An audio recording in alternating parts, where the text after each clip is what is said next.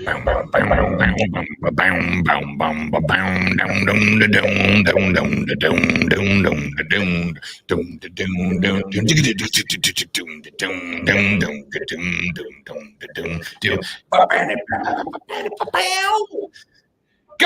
all you good-looking people. So, what you want to talk about? Welcome in. The Rob Brown Show's on your radio. This is the Fan Upstate. Howdy, y'all. Welcome in. The Wednesday morning edition of the Rob Brown Show is on your radio. I am Rob Brown, directly on the other side of the metaphorical glass from me. He is the gentleman in charge of not just this radio broadcast, but every radio broadcast, everywhere, all the time. He's just that good. That's why they call him the Great One. Good morning, Lonzo. Welcome in. Yeah, whatever. Everybody wants to fight with me today, so I'm gonna fight back. I don't think everybody wants to fight with you. I think there's just a general feeling of contentiousness. You think it's within the building today? You think it's oppressive weather? You think I don't know what I mean. I don't know if it's the weather. I don't know if it's the multiple split opinions on the draft pick of the Carolina Panthers tomorrow afternoon after we're live at Twin Peaks. We'll tell you about that in just a moment from now. I don't know, Lonzo, if perhaps it's not the fact that everybody knows that you and me and Mark and Diesel are going to Twin Peaks tomorrow and they all have to stay here and not do that. Maybe that's got something to do with it. I don't know what the cause of it is, but there's like a general sense of conflict in the air today. Yeah, everybody wants to fight. I mean, leave me alone. Not fist fights. Yeah, well, so far. Not yet. So far, we don't know. It's early in the day. We'll see. Ladies and gentlemen. Fisticuffs should have to happen. My pugilistic talent will come out. Pugilist. It's a good word. It's one of my favorite words. I learned it from Young Guns. I didn't know what it was until what's his name said I'm a pugilist, and he went out and just beat somebody's face in. If every station in this building assembled all their on-air talent and had a battle royale, who wins? It's us, right? What kind of battle royale, though? If it's a pro wrestling battle royale, if it's no holds barred kind of thing, everybody in one room, last man or woman standing. You're saying us? Do you mean us as a show or us as a station? Station. As a station? Me, you, Mark, and Diesel. Oh, I got to think we're betting favorites. Yeah. We got it. Some people may have size, but they don't move as quick. Yeah. And we got that with Diesel. Maybe Mark. I gotta say we're betting. I gotta say we're odds on favorites. Now it might not be minus money. It might be like plus 150. But I gotta think if we went full station battle royale, the Fan Upstate's the betting favorite going in. Yeah, we got it. But it is a sports station, so it makes sense that we would be able to take everybody else out. Of course. And with mine and your vast wrestling knowledge and the ability to use a kendo stick or a chair or a table, or we know finishing moves, so we'll take some people out pretty quick. You ain't wrong. The newsroom, they're done. They're done so fast. Yeah, no question. I'm not worried about them. All due respect. In fact, there's really only and now the question would be who gets Diesel, right? Because he's on two stations. Oh yeah. Ooh, we could have a turn there. We could have a turn there for sure. Oh, there's drama, ladies. Yeah, he's been at 93 the planet, 93.3 the planet before he came over here. Yeah, so if they get him, that's a big blow to the Fan Upstate. Where does his loyalties lie? It's a big blow to the Fan but Upstate. It's just Todd's wiry though. I'd be worried about Todd. The morning show, they're not going to move very fast. Just don't let Fat Boy get a hold of you, and we're good. We'll have to do what they would do against our friend of the show, Paul White, in a battle royale. It's everybody's going to have to save him for last. Texter says, Rob, if my coworkers were going to sports bars surrounded by beautiful women for work and I was stuck in the office, I would be a bit jealous too.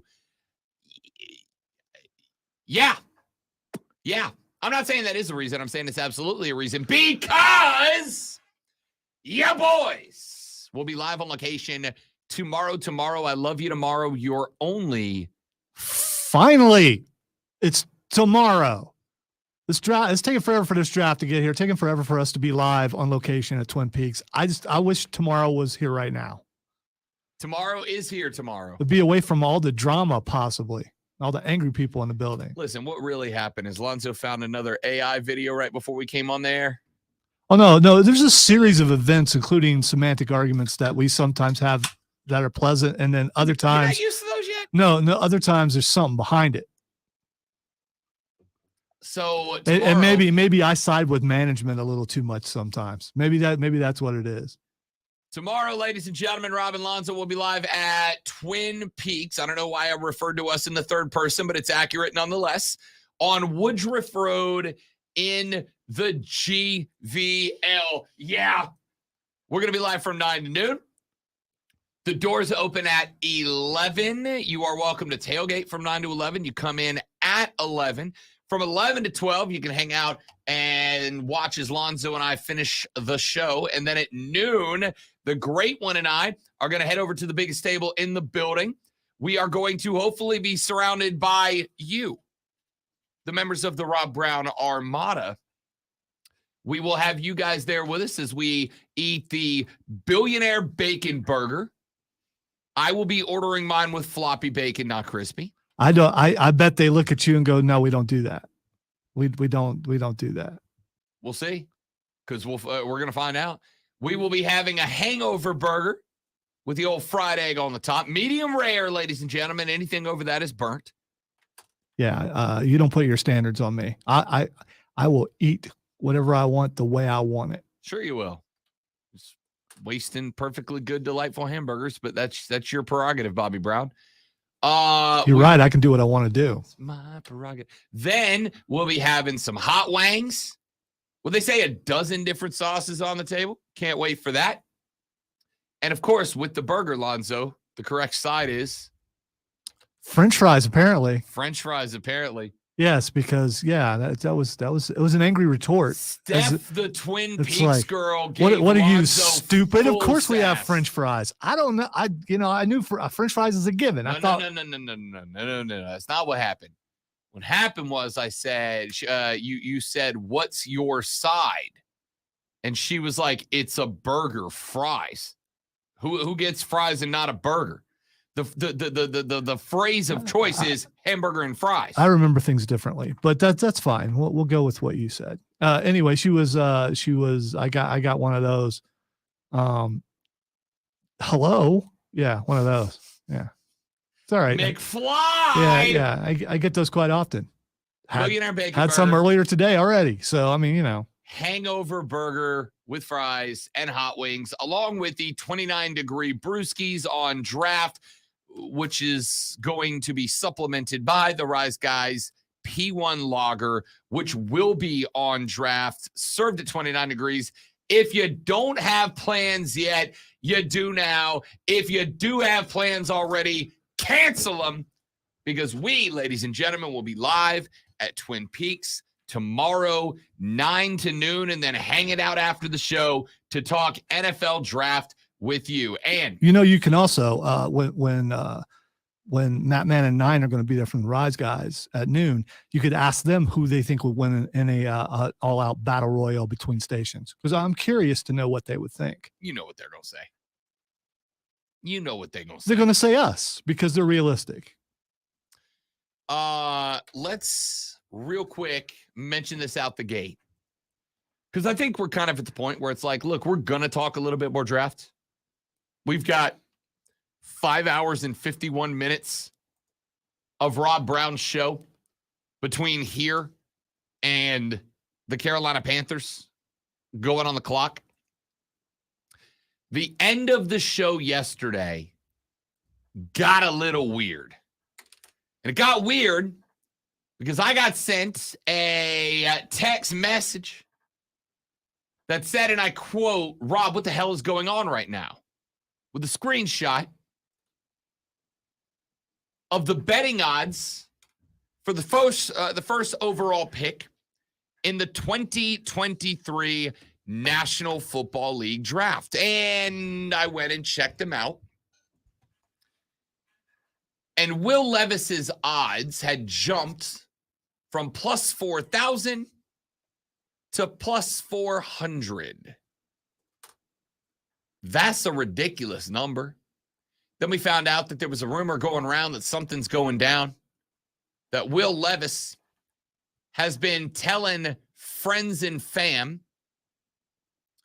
that the Panthers told him he'd be the number 1 overall draft pick. Now, those rumors have been largely unsubstantiated, but something happened because Vegas changed the odds up quite a bit.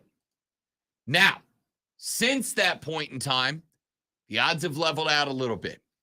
Bryce Young went from minus 2,000 down to around minus 1,000 in the odds to be the first overall pick. Will Levis, as we mentioned, went from plus 4,000 to plus 400. CJ Stroud went from being around plus 1,500 to around plus 3,000 to be the number 1 overall pick. The odds have settled a little bit.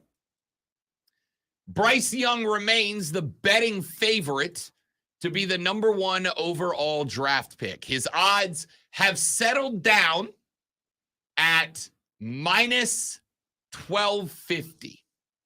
So they're a little bit shorter odds than they were at the start of the show yesterday. But they're longer than they were at the end of the yesterday. Or flip that. They're shorter than they were at the end of the show yesterday. Yesterday, he was around minus 1,000. Today at about minus 1,250. Will Levis, yesterday at the end of the show, was sitting at plus 400. He is now at plus 500. So still a big jump. But after they jumped way up, there was a little bit of risk management by Las Vegas. They brought him back down to plus 500, and he has settled overnight at that number. CJ Stroud went from being about plus 2,800-ish on average around the books to now being plus 1,800 overall. So there was a little bit of chaos at the end of the day yesterday. There was a handful of questions about, okay, why? But the odds have settled a little bit. Still a big jump from Will Levis. But BY at minus 1,250, Will Levis at plus 500. Lonzo asked me yesterday, about 20 minutes after the odds started jumping around, how sure I was that Bryce Young was the number 1 overall pick for the Carolina Panthers.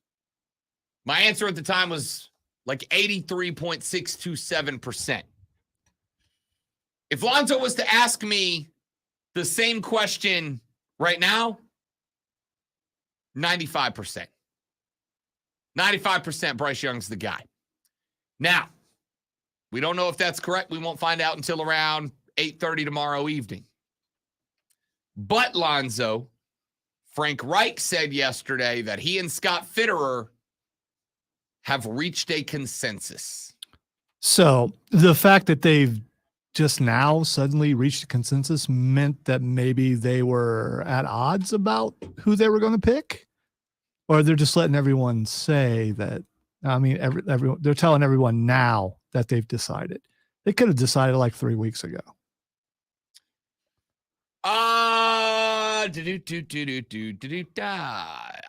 They could have. Don't you think it's odd to come out and say, we have come to a consensus? Well, what he actually said was, in fact, I got the sound in there. If you want, I think I did. I think I saved it in time. We'll see. But yesterday at the presser, old Frank Reich got asked if they had a dude, and this is what he had to say.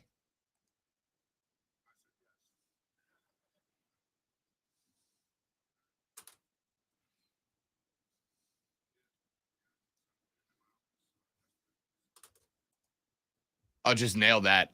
Just nailed that audio. Good job, Rob. Killed it. He said, it's all right. Everyone thinks I did it, so you're good. No, that's all on me. He said that Fitterer came into his office. It was like a marriage proposal. He proposed the guy, and I said yes. And now we have a consensus, and we're excited. It's BY.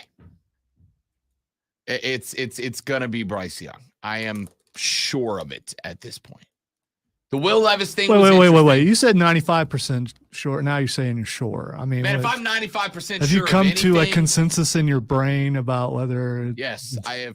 It was like a marriage proposal to myself. I proposed to myself. This may shock you, but like every other person in my life I've proposed to so far, I said yes. Okay, all right, that's cool. 2 for 2. As long as you love you some you. I love me some me. It's gonna be BY. The odds thing yesterday was interesting.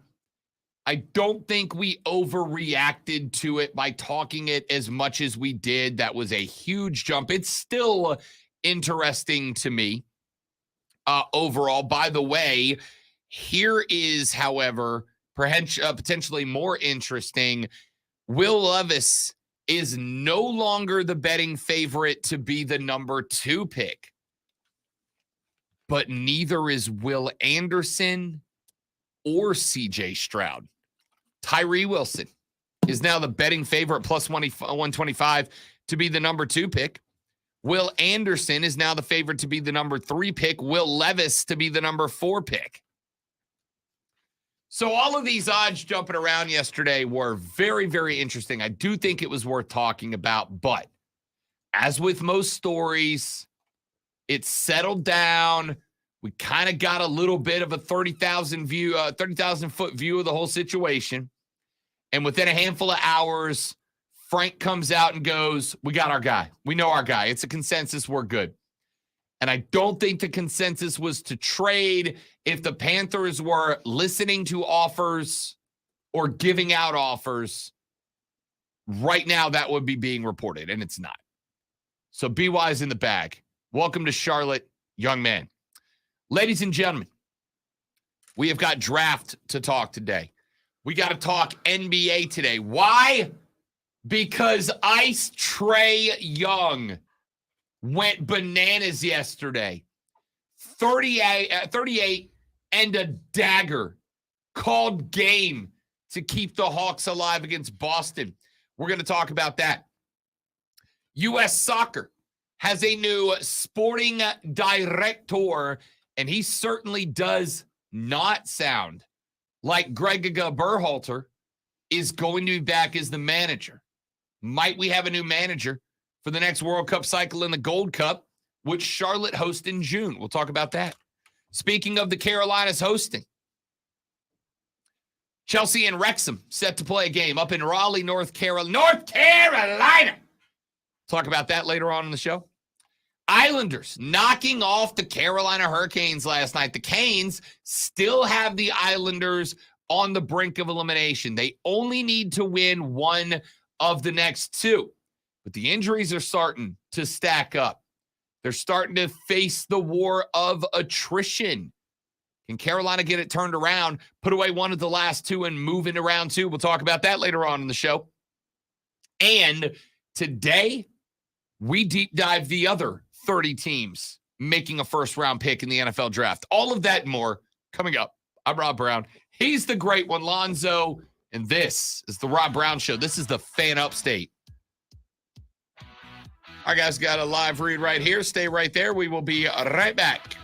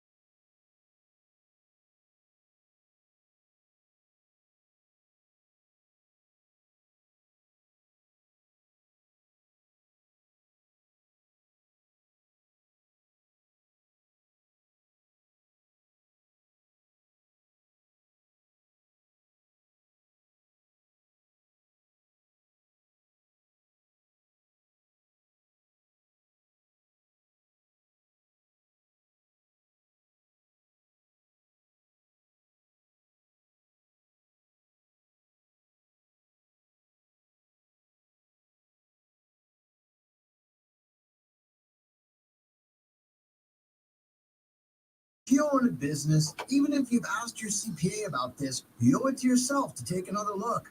Every client is assigned a licensed and insured tax attorney who evaluates your company at my expense to accurately determine eligibility. Innovation Refunds has hundreds of 5-star reviews on Trustpilot and Google, and your business might be entitled to receive up to $26,000. So I have multiple reasons for wanting Rob to be wrong about Bryce Young. For one thing, he's too short. I don't care what they say. He's still too short. It's going to be a problem. When he gets hit, Panthers are going to end up with the same kind of problem that Arizona has. And yeah, he's really smart, but he wasn't smart enough to get out of the way. Now he's out for 6 to 8 weeks. I don't want to see that happen. I also obviously am a CJ Stroud fan because not only is he a great quarterback, but he went to Ohio State. So I want Rob to be wrong for a lot of reasons. But the biggest reason I want him to be wrong and I want CJ Stroud to go number one is to show how wrong everybody is and the chaos that will ensue after that happens. How did we get this wrong? That type of thing.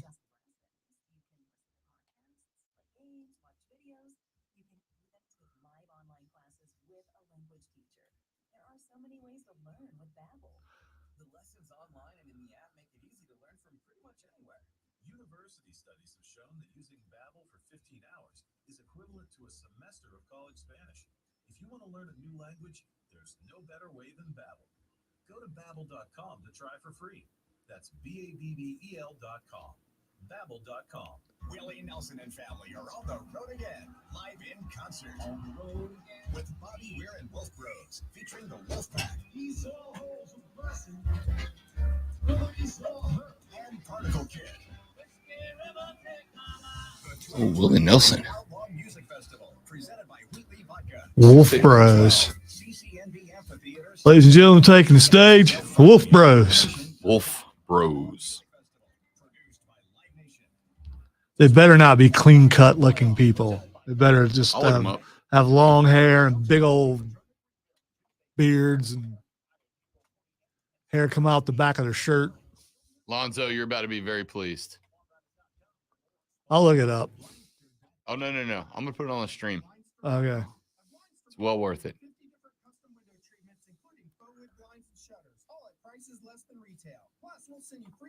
All right, you got 30 seconds. It's plenty of time.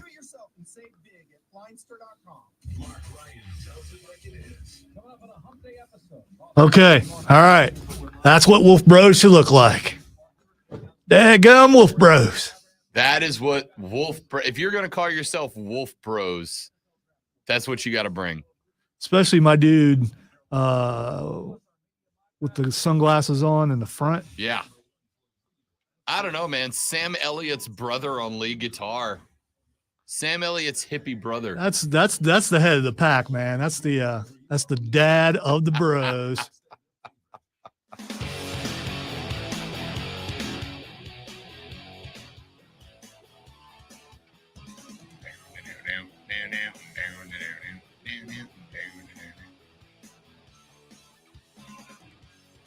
The Rob Brown Show continues. It's the Fan Upstate. Ladies and gentlemen, Rob and Lonzo with you. One more time again, live at Twin Peaks tomorrow. Doors open at 11. Come on by, come hang out with us for the last hour of the show. Grab yourself some wings and 29-degree draft beer with us at noon. We'll hang out with you for a couple of hours, talk some football, and get ready for the draft, man. Big day tomorrow. Let's take a look at some of the other teams in the draft. We have talked plenty, ladies and gentlemen, of Carolina Panthers. We have talked plenty of Carolina Panthers. So let's look at some of the other teams overall. Let's start at number 2 with the Houston Texans. And this is why and where it starts to get a little bit weird. The odds for the number 1 or number 2 overall pick are out. Tyree Wilson, the edge rusher, who is notably not Will Anderson, is now number 2. And more importantly, notably not a quarterback. Well, so here's the theory with where Houston's going. The theory behind Houston is they don't believe in CJ Stroud, right? Now, there's another element to this that I just learned about last night, and I find it very interesting. There are rumors going round right now. A lot of Eagles quotes on the show today. There are rumors going round right now that it is perhaps not just or only or exclusively or maybe even because of CJ Stroud's lack of performance in the cognition test that have caused him to fall down the draft board for some teams. CJ Stroud may be in a little bit of trouble because of his agent. CJ Stroud is being represented by David Mulugheta. If you don't know that name, don't worry. Most of us aren't familiar with NFL agents. David Mulugheta has another quarterback already established in the National Football League as his client, and it is one that the Houston Texans aren't real big fans of. David Mulugheta represents Deshaun Watson. Of course, Deshaun Watson committed some allegedly improprieties in Houston, demanded a trade to get out of H-Town, and effectively left that franchise in shambles on his way out the door. David Mulugheta represents Deshaun Watson, which means that the Houston Texans would, obviously, have had a lot of interaction with David Mulugheta. So this David Mulugheta guy, is he the one who negotiated the contract with Cleveland? Yes. So if you're trying to decide on an agent and you go, okay, he's associated with this guy, but at the same time being associated with this guy, he just negotiated this contract. Would that make you stay away from that agent? If I'm the Houston Texans? No, I'm talking about if you're Stroud.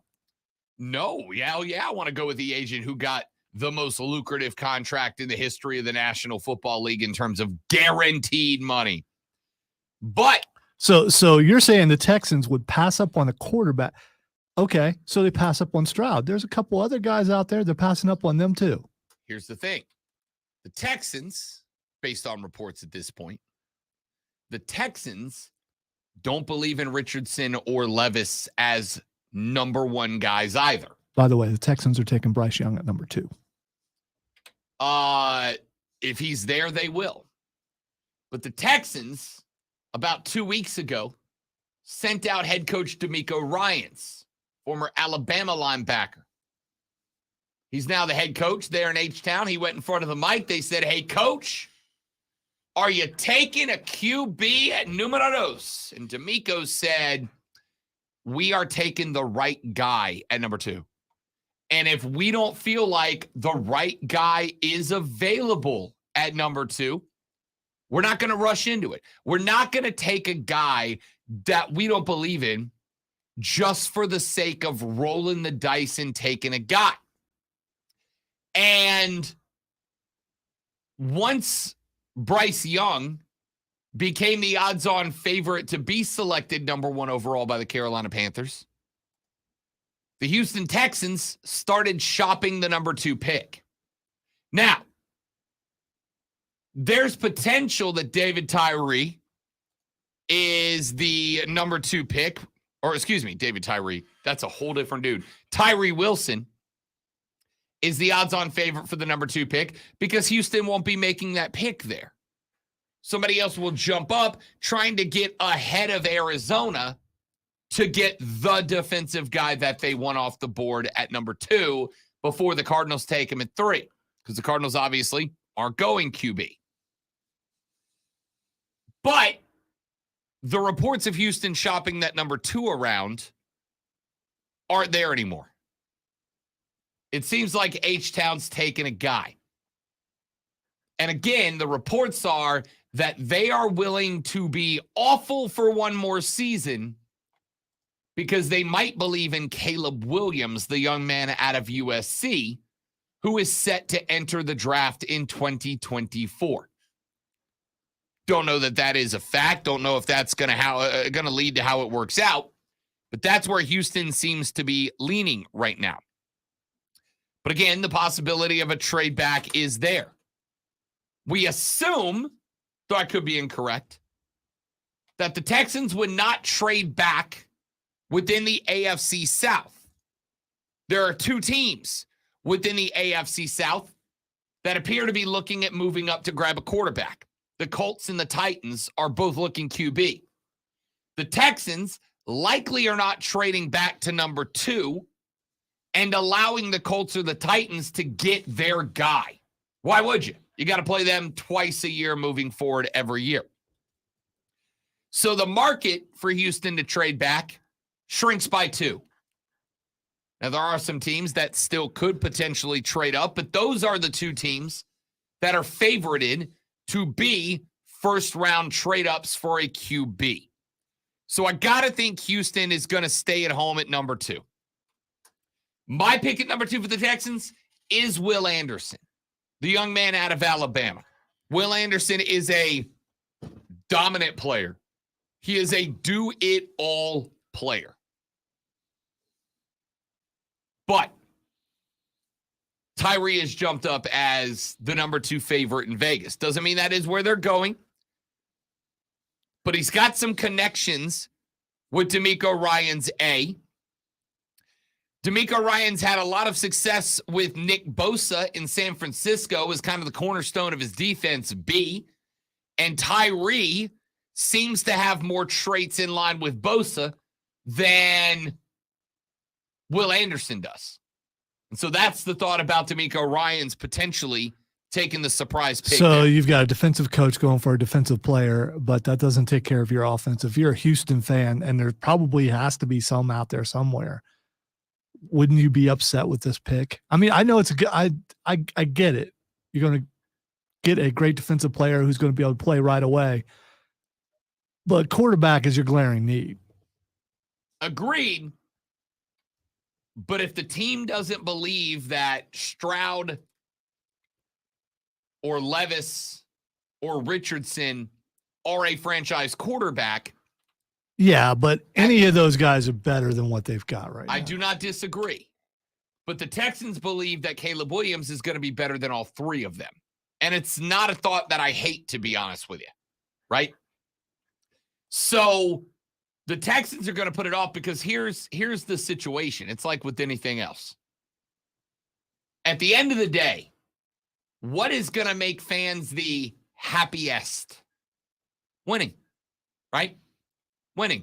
And if I believe that Caleb Williams gets me closer to winning than Richardson or Levis or Stroud do, then I'm going to, especially being a new head coach, you're likely not getting the bounce after 1 year, especially if your GM signs off on the idea of not drafting a quarterback.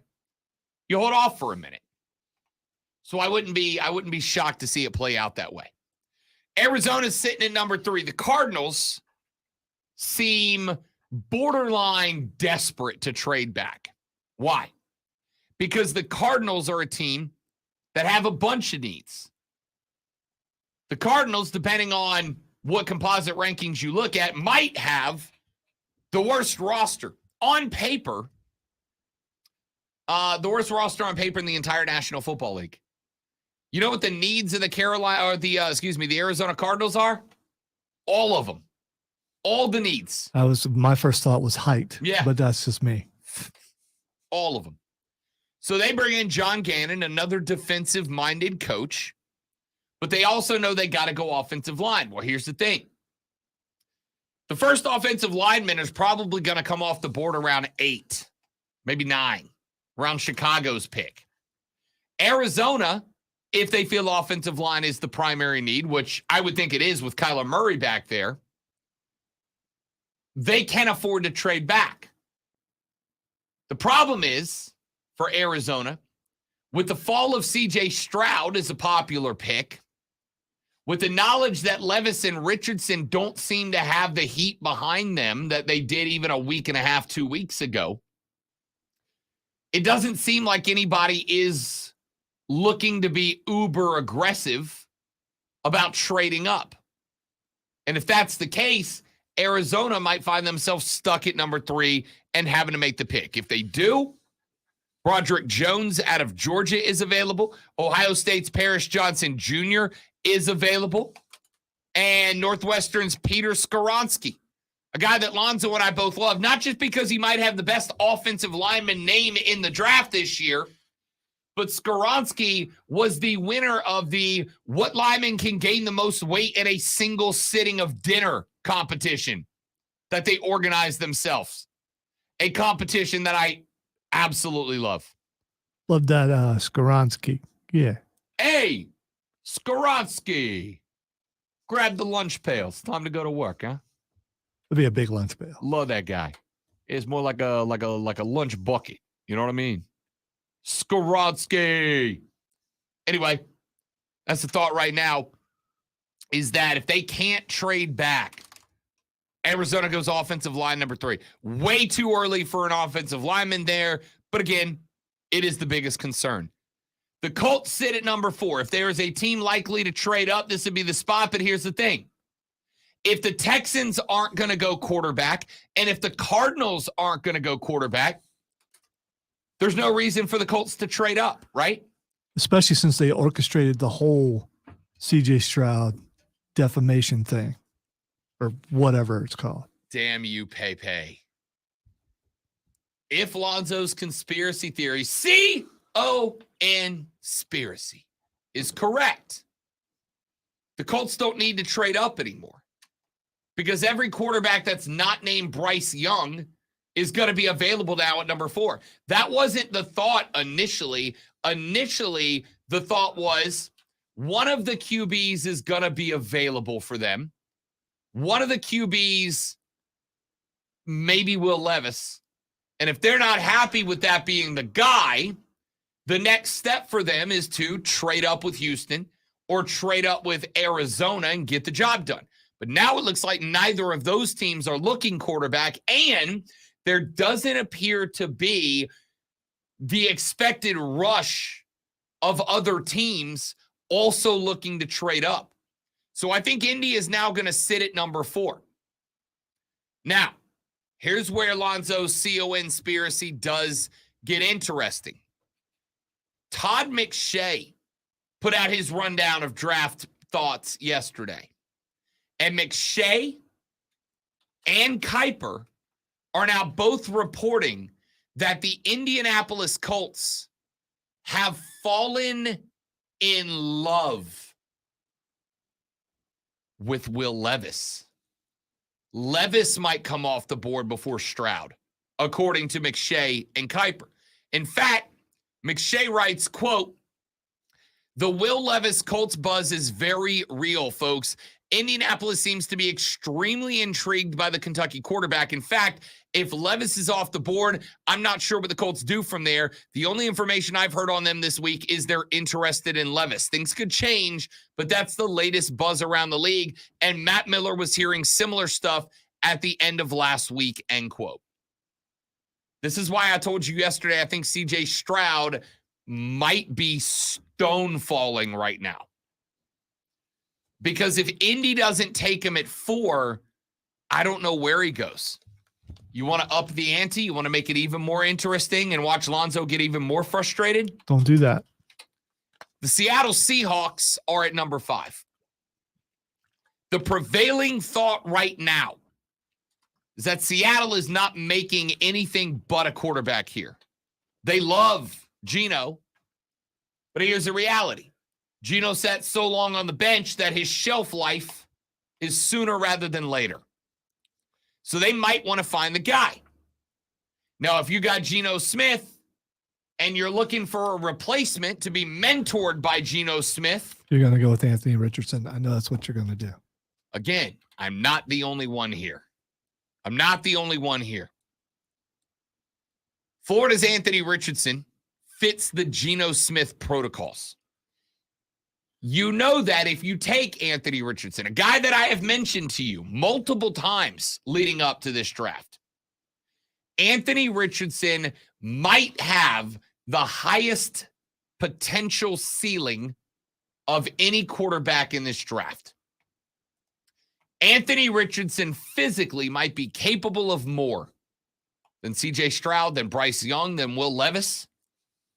but it's a very unpolished gem. It's going to take time. It's going to take education. It's going to take mentoring. It's going to be a bit of a struggle, I think. Is Geno Smith not the perfect guy for that? Play a very similar game.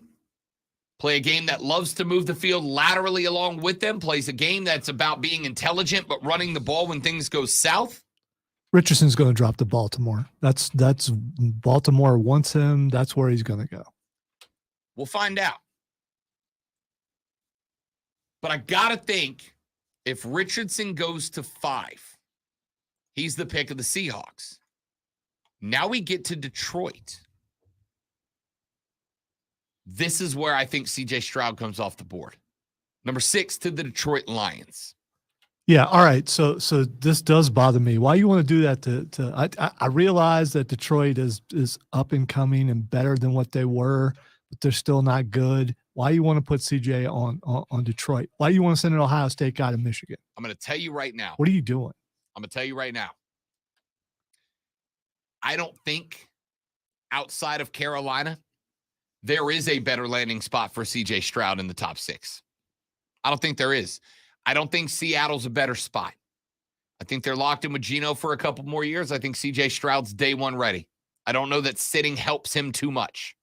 On top of that, we know because of the Russell Wilson stuff that there's a lot of drama going around the Seattle organization at this point. So I don't love that.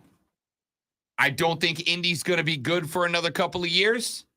Arizona doesn't want him. Houston's going to be a bleep show again, even with C.J. Stroud. Detroit is up and coming. Detroit was the surprise team of the league this year.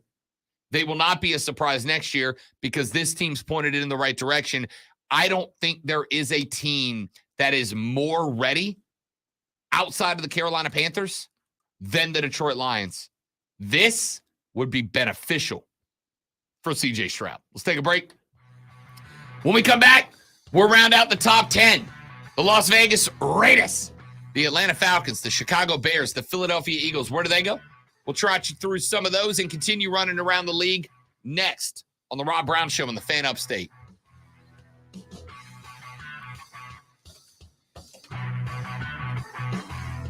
All right, let's see where you guys at in the stream chat. Ice Tray the game. Yeah, my dude was in fuego, as the kids say, for sure. What else we got?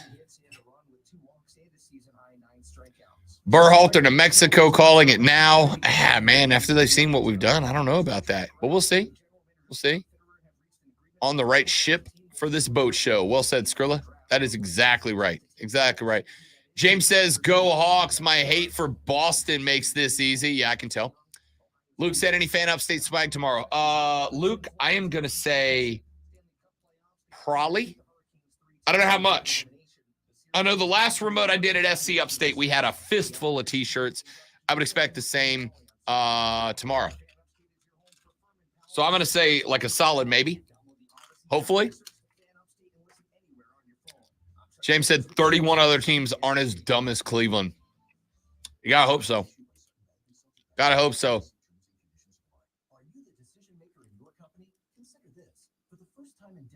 Trade the pick for the Oilers logo and colors.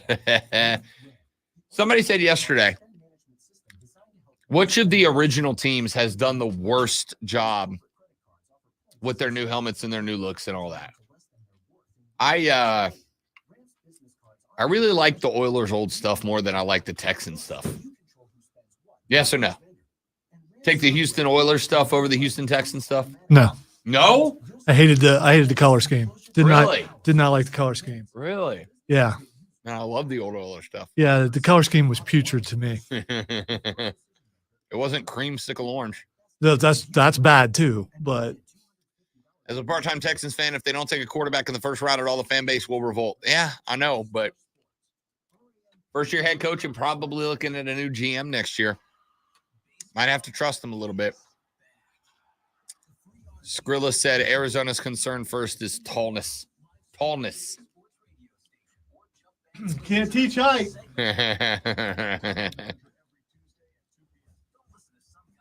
I've got gifts ready if Stroud goes to Vegas. I bet you do. Getting a lineman would be a good move for them. 100%. But if Kyler doesn't stay in the pocket, it ain't gonna help that. You might want to get someone that's pretty fast and run out ahead of him.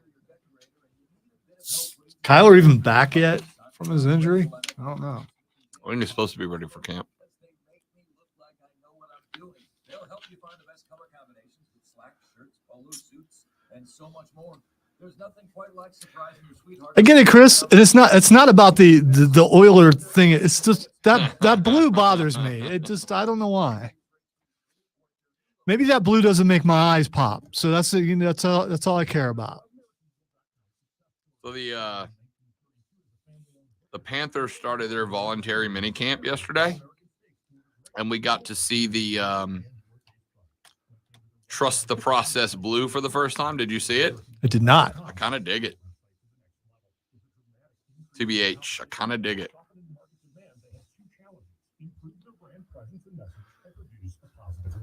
AmericanEagle.com got to work and executed usability studies and detailed audits of site experience, digital assets, and marketing. The result. So now I'm internally analyzing why I don't like that color blue, and I can't come up with a reason.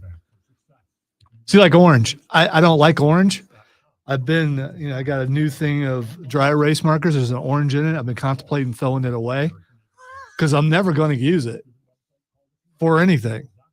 Even if I draw pumpkins at Halloween, I'm not using orange. Powder blue is an acquired taste. That is correct. I'm going to tell you some of my favorite baseball uniforms are powder blue. I don't like the blue in the Chargers stuff either. It's just I don't know.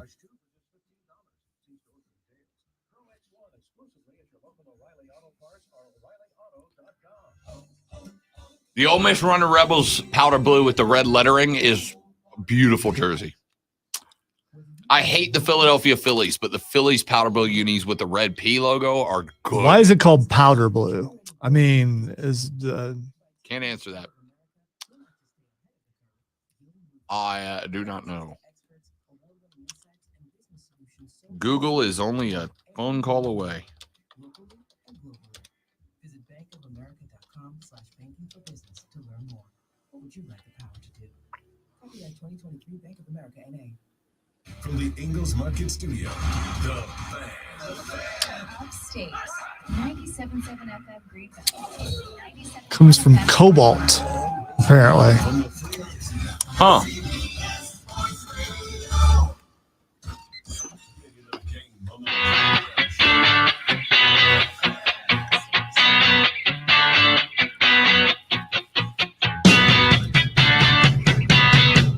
Rolling on with some National Football League draft thoughts. We left you with the Detroit Lions. As I mentioned just moments ago, I genuinely think the Lions might be, honestly, a dream landing spot for C.J. Stroud.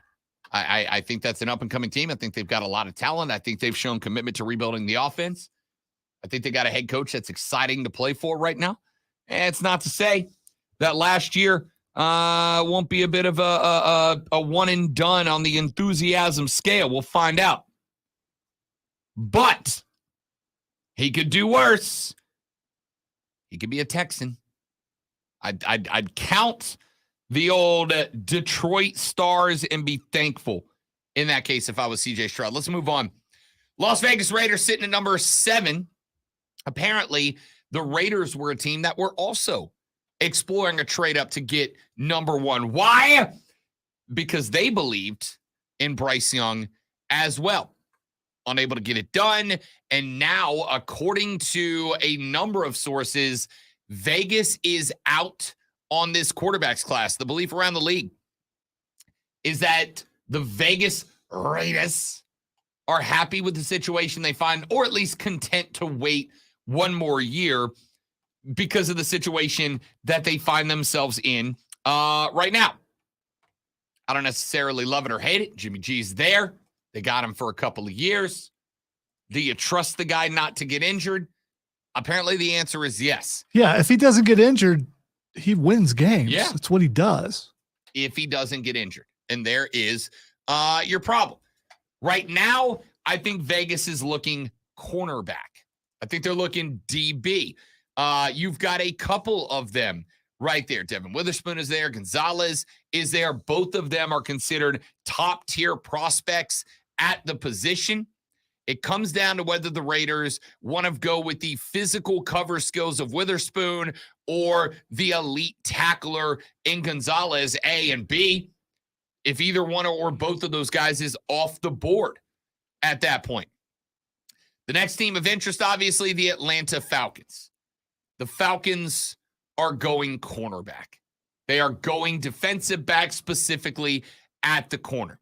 If Witherspoon and Gonzalez aren't both already off the board here, one of those two guys is going to be lined up opposite A.J. Terrell. It will give them, if not one of the potentially most talented cornerback duos in the National Football League. But there's one other thing I've heard a couple of times that I actually really like, and that is the Falcons trading back out of this pick. Not to gain assets, but to gain assets and target a player who I think if it's 10 years ago, is already off the board at this point. But at this point, we don't love drafting running backs in the NFL, do we? You don't see many running backs going off the board. Bijan Robinson out of Texas is expected to be a phenomenal football player. The Falcons need a running back. They need a running back. They need him now. Too late to get a quarterback in this draft at this point. They're not going to want to move up for one. If one of the two elite caliber cornerbacks is here, that's the dude they're going with. If not, look for the Falcons to potentially trade back and try to get Bijan Robinson. If they can't find a trade partner and both cornerbacks are off the docket at this point, then I think Bijan Robinson might be the highest taken running back since what? Reggie Bush? That could be an interesting one. We'll talk some more teams deeper in the draft order later on in the show when we come back. Very interesting baseball story I want to get to. You guys know I love me some science in sports. But is science and tech hurting baseball? Literally. Talk about that when we come back on the Rob Brown Show on the Fan Upstate.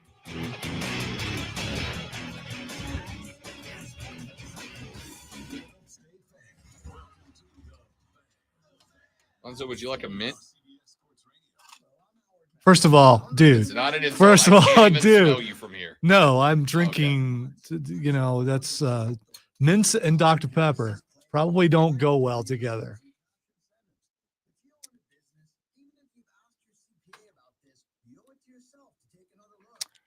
Oh, that's right. Saquon. Forgot about Saquon. Good call. James said Bijan Robinson to Philly at 10. Only if both cornerbacks are on the board at 7 where Atlanta drafts. If they're not, that's where they go.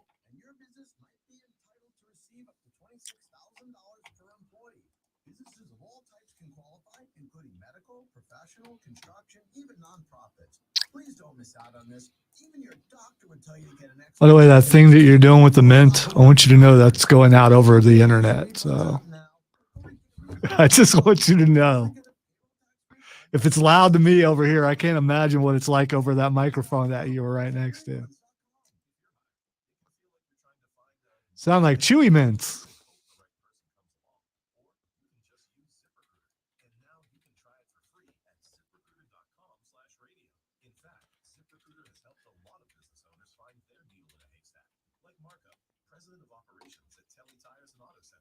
Because Telly Tires has grown a lot in the last few years, Marco needed to hire everyone from a receptionist to a store manager to a head mechanic. ZipRecruiter helps you find all the right people, even the most difficult jobs to fill. So I don't have my car with me right now, and I just feel I don't have my car with me, so I don't. It's at the shop trying to figure out what's wrong with the air. Hopefully they figure it out, and it's not something that costs like $9,000 or something.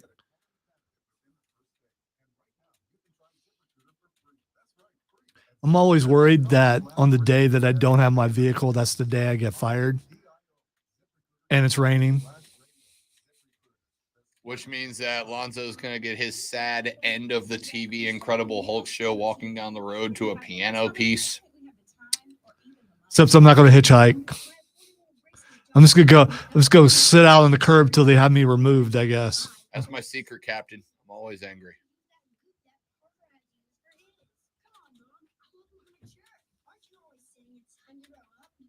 Let's go sit over across the way at that chicken salad chick or something. They'll arrest me for loitering.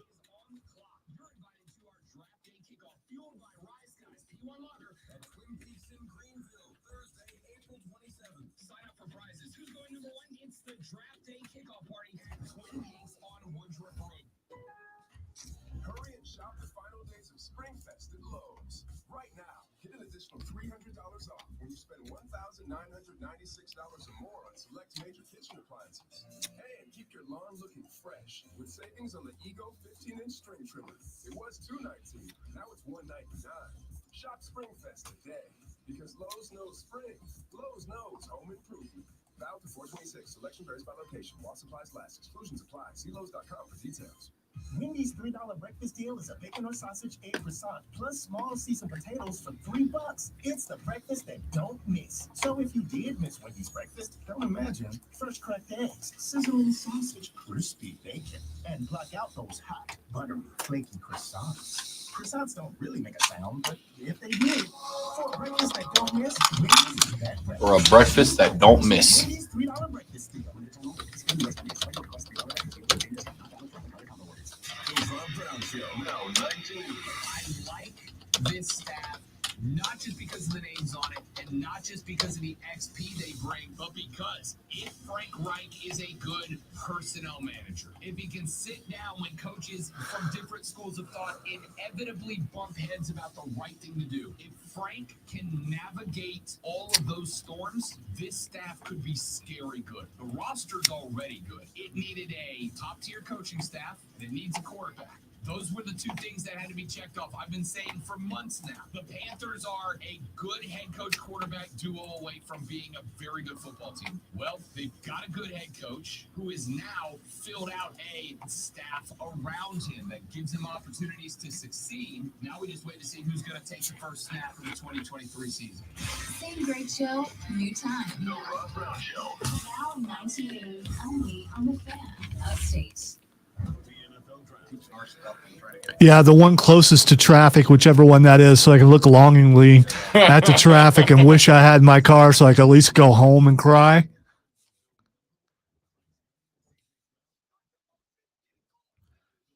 Now we'll spend the last of my money on a really large QT drink as I'm sitting out there. I gotta tell you, QT's big fountain drinks costing 0.9 cents is a game breaker. Gay was in first break.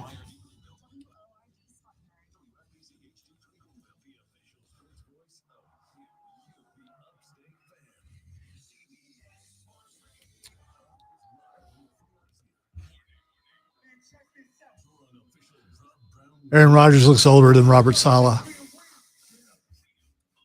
There's a video of him. This Did is, they meet finally? yeah, McAfee just tweeted it like 12 minutes ago.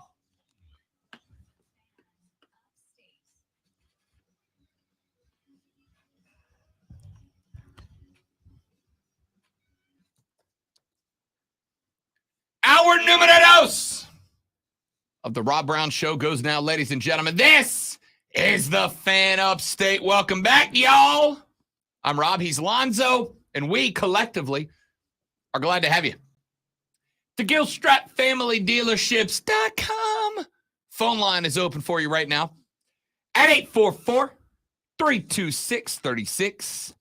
844-326-3663. That is the number to get on the air. You can also text us at 71307. 71307. Start your text with FAN, F-A-N. We'll read them on the air. FAN, F-A-N, and we will read them On the air, Texas says those odds are saying Panthers could swap with the Colts. Colts get Levis and we take Stroud. But what all would we be able to get from the Colts if so? That is interesting. Here's my question. If the Colts are in love with Levis, they don't need to move, right? They don't need to move. Unless they are just horrified, terrified that the Panthers will take Will Levis at number 1 overall. They can stay at 4. Doesn't seem that anybody wants to jump up to Houston at 2. Arizona's not taking a quarterback at 3. If you're in love with Levis, you've got to at least have a little something for Anthony Richardson too. And oh, by the way, at least 2 of Stroud, Levis, and Richardson will be available for the Colts at 4. The only and by the way, if they are in love with Stroud or Levis or whoever, they got a 25% chance that the Colts draft the dude that they want. And more than likely, 3 of the quarterbacks are going to be available at 4. So I don't see that swap taking place. Texas says Texans might be waiting on DJ and Big Dave next year. I wonder, and I'm saying this with great sincerity, Lonzo, I wonder, especially after we've seen the impact that Daddy Ball had on the career of LaMelo and Bros, if there's going to be a point where teams start looking at the overbearing parents of professional athletes and like, nah, we good. Yeah, that's been around since the dawn of time, since sports started. There's been a dad or a mom going over there. Why aren't you playing my kid? And I know the marketing side is fairly recent. I'll say their reach is never been what the reach is now. Right. So 20 years ago, Jaheim's Bell, Mama's still mad, but we don't know about it. You're right. So I don't think that factors in that much. That's fair. Especially when they're pros. Supposed to be. Well, in the NFL, how many times you hear about someone's mom or dad? I hear about Zach Wilson's mom all the time. Yeah, I also hear about Zach Wilson and other people's moms, though. Yeah, so. well, that's a totally different thing. He's going to have a little more time on his hands now, too. So correct. Old Zach. Zach attack. Look out, Cougars, or you think? Be ready, Cougars. I don't know. It's whichever. Oh, Zach friends' moms have got it. Okay. I don't know, man. I'm interested. All right. Let me get to this story. The storming of football fields post major W's has been something that's been going on for, I don't know, Zoe, as long as I can remember, TBH. As long as I can remember, too. So it's been a while. Well, the Southeastern Conference is about done with it. They don't want y'all storming the field no more. All right? Good. Storming the field is ridiculous. It is. Act like you've been there before, dang it. It's just, I mean, basically you're trespassing, you're breaking and entering. There's a portion of the stadium where you're not supposed to be, and you've decided as a mass group, as a mob, we're going there anyway. Act like you've been there before. All right? The SEC apparently has had enough. They are looking to enact some new penalties on schools should the fans of those schools decide that storming the field is their course of action. Now, we've seen this handed out in the past, great one, in the form of fines to the schools. But the concept has not stopped fans in the past, right? Well, the SEC, according to Sports Illustrated, at upcoming league meetings are going to discuss a new proposal that will, they believe, stop storming of the field or the court once and for all. According to SI, the concern for the league, its athletic directors is this, and its athletic directors is the safety of players, coaches, officials, and even the fans themselves. A storming, according to Yahoo Sports, may look or actually be fun, but a million things can go wrong, from injuries to altercations. A series of fines for offending schools up to $250,000 has done little to curtail the tradition. Yeah, I would say so. So what, pray tell, is the next step? The next step, Lonzo, according to this report, the next step is that if you storm the field, the Southeastern Conference may begin taking home games away from your team. See, I was going to suggest that the next game you're down by 14 automatically, but taking an entire game away from you, so you've been deemed ineligible for that game. Your team would theoretically, if this proposal was to come to pass, your team would theoretically end up in a position where they would have a home game removed from the schedule, replaced with an away game or a neutral site game. Meaning that if you were, I don't know, South Carolina, come on and raise up, and you knocked off Alabama, right? A shocking defeat of Nick Saban's Crimson Tide for Shane Beamer's South Carolina Gamecocks. If you pulled off that upset and the Gamecock faithful were to storm the field, it is possible that the Southeastern Conference could potentially hit you with a fine that says the Gamecocks now forfeit a home game next season. That's I don't know, Zoe. Harsh. I am curious though, how many fans have to storm the field before it's considered as storming? And here's the reason why I'm asking. Let's say you want a team to forfeit. So you plant people in the crowd with the home jerseys and say, when it's over, storm the field. We will meet them on the gridiron. We will meet them at the 50. I know it sounds like conspiracy, but think about it. If you can orchestrate that, you can get yourself a victory where you didn't do it on the field. Oh, I get it. Now, the thing is, then what they don't specify when and how that punishment takes place, right? So my thought would be, if you are Tennessee and you storm the field, it doesn't mean that it's the next home Tennessee game that you're going to be ineligible for, right? So my I don't know. Well, you probably lose the game that you just played. There's a reason why you stormed the field, because you just won. So you would lose that game. No. I don't mean lose as in like you're declared the loser of the game. I mean the next year, one of your scheduled home games is an away game now. Oh, you play one fewer game at home. Oh, that's the next not year. good. That's not gonna do anything. I understand my miscommunication. I misunderstood. That's lame. Yeah, it doesn't mean that you forfeit the game that the field was stormed after. And then, well, we meant to punish, but because of the way the schedule lays out, we had to give them their home game anyway. I mean, that's lame. I don't know, man. Here's what I know.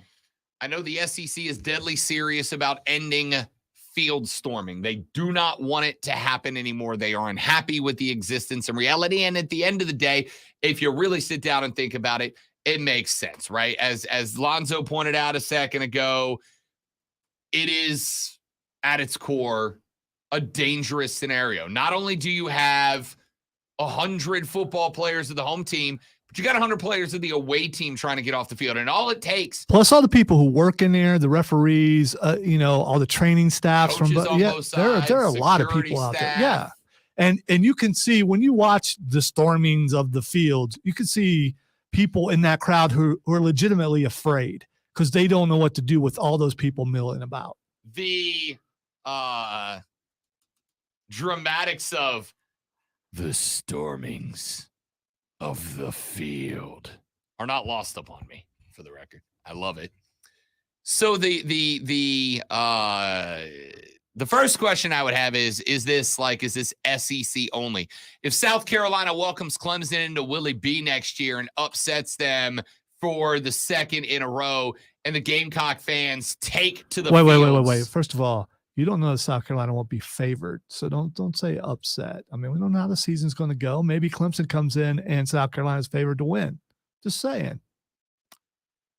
They did win last year, so you know that. Solid. Anyhow, I'll chalk it up to a solid maybe at best. Well, let's say the Gamecocks knock off the Tigers next year in Willie B, and they storm the field. Does the SEC take an SEC home game away from the Gamecocks next year since they stormed it against an ACC team? I don't know. The thing is, this plan is reported and nothing else right now. SEC meetings are coming up in what? Actually, just a few weeks, as a matter of fact. If you want to make this a harsh punishment, if they storm the field, you're down 14 in the next game, no matter who you're playing. Then the fans go, whoa. They love the team enough. They don't want the team to be down 14 in the next game. They're staying in their seats or they're exiting in an orderly fashion when the game is concluded. I don't know, man. I look, storming the field, I get it. Jokes aside, I get it. It is theoretically quite dangerous, right? All it takes is one crazy fan trying to make himself TikTok famous to go out there and spear the quarterback of the away team, and you've got potentially damages and litigation against your school, right? And you're responsible for that. So I get it. And I understand why they want it to end. It's kind of one of those things that, like, as a fan, I have stormed a court. It's fun. It's absolutely a blast. So if they storm the field in soccer, across the globe, don't they like bring out tear gas and stuff? No, the fans just bring that for fun. Oh, okay. Hashtag hooliganism. Kind of weird. I don't know, man. Like, I feel like as far as trying to end the storming of the field, this is probably the best idea I've heard so far. I don't love it because storming the field is fun and it's an old school tradition. But if you are indeed trying to end the storming of the field, this is a pretty sound idea, right? I do think you would have to come up with, it's very hard to put legislation in place and not be able to define the legislation. Remember when we talked about Max Scherzer getting ejected from the Mets game the other day because his hand was too sticky? The question I asked was, how sticky is too sticky? How do you determine it's too sticky? How do you know? Like, how can you explain it was this sticky and therefore that's too sticky? It is hard to legislate a rule that is based on a subjective opinion. But I don't think you're going to have a choice here, just like you don't have a choice with the sticky stuff in baseball, right? There's not a sticky-o-meter that you can put on a pitcher's hand, and it goes, his hand is 8.72% sticky. You can't do it. I don't know if you put a limit, right? If you say, all right, if more than 30 people storm the field, right? Or if you say 100 people or 200 people, that's a storming of the field. Or maybe you have people whose job it is to walk the field after games and check press credentials, check team credentials. If we find that there are 5 or more people on the field who do not have credentials to be there, you get the penalty. It's going to be a difficult rule to legislate because, what is storming the field? Define that for me so that I can then say, okay, this is against the rules and that ain't. Unless you can do that, we're going to have a real problem. It's one of those things, though, like many others, great in concept, wildly difficult to execute when it's time. I do find it interesting that the SEC would punish its only schools, all of its schools, for doing something that has been happening for ever. Install walls that raise automatically at the end of the game, unscalable walls, so that they can't get through. I mean, or just hire a bunch of extra police. So you said that, and I was curious about that last night, right? Like Georgia's got the hedges, and now we've seen videos of drunken sorority girls falling into the bushes and having to be retrieved. That doesn't work. Apparently, and I didn't know this, back in 1993, Wisconsin had fences around their field, right? At field level, they had fences around it. Well, in 93, Wisconsin fans were celebrating a victory over Michigan. They tried to storm the field. They ended up basically crushing hundreds of fans up against the fence. They bull rushed them, and over 60 people were injured, 3 critically, and Wisconsin took down the fences within a day. Fences ain't going to be the solution to the problem, because you're going to end up with the, what do they call it? Stampede. You're going to end up with a stampede of people. So could you imagine storming the field? So storming the field is not a stampede. I mean, it is, but there's no there's no trampling. There's no heart. Well, you hope there's no hard barrier, trampling. right? Can there be a stampede without trampling? Absolutely. Could you imagine storming the field to celebrate your team's biggest win in a number of years, and then you get an email on Monday that goes, due to fans storming the field at the University of blank, the Southeastern Conference has decided that the University of blank will be fined and penalized 1 home game the next season. Because that doesn't just impact the team. It impacts the fans. It impacts season ticket holders. It impacts boosters. It impacts recruiting. It impacts people who work at the stadium. It impacts people who work around the stadium. It impacts every business that props itself up by college football game days in the fall. You are really hurting everybody in a college football city by removing a home game. That's got to make fans go, calm down, everybody. So you're putting a bunch of conscious people being conscious of their actions on all the people who storm a field, which no, you're not. If you storm in a field, you're not thinking clearly. It's our tradition. Whatever, dude. It's ridiculous. It doesn't do anything. You put people in danger. Go home when the game's over, or go somewhere else and celebrate. You don't need to go out. I mean, I was on the field after the game. Good for you. Go home. It is fun. You don't have to like it, but it is fun. If they lose a home game, those people will be complaining, well, I don't know why I'm getting charged the same amount of money for season tickets when I have less home games. How did that happen?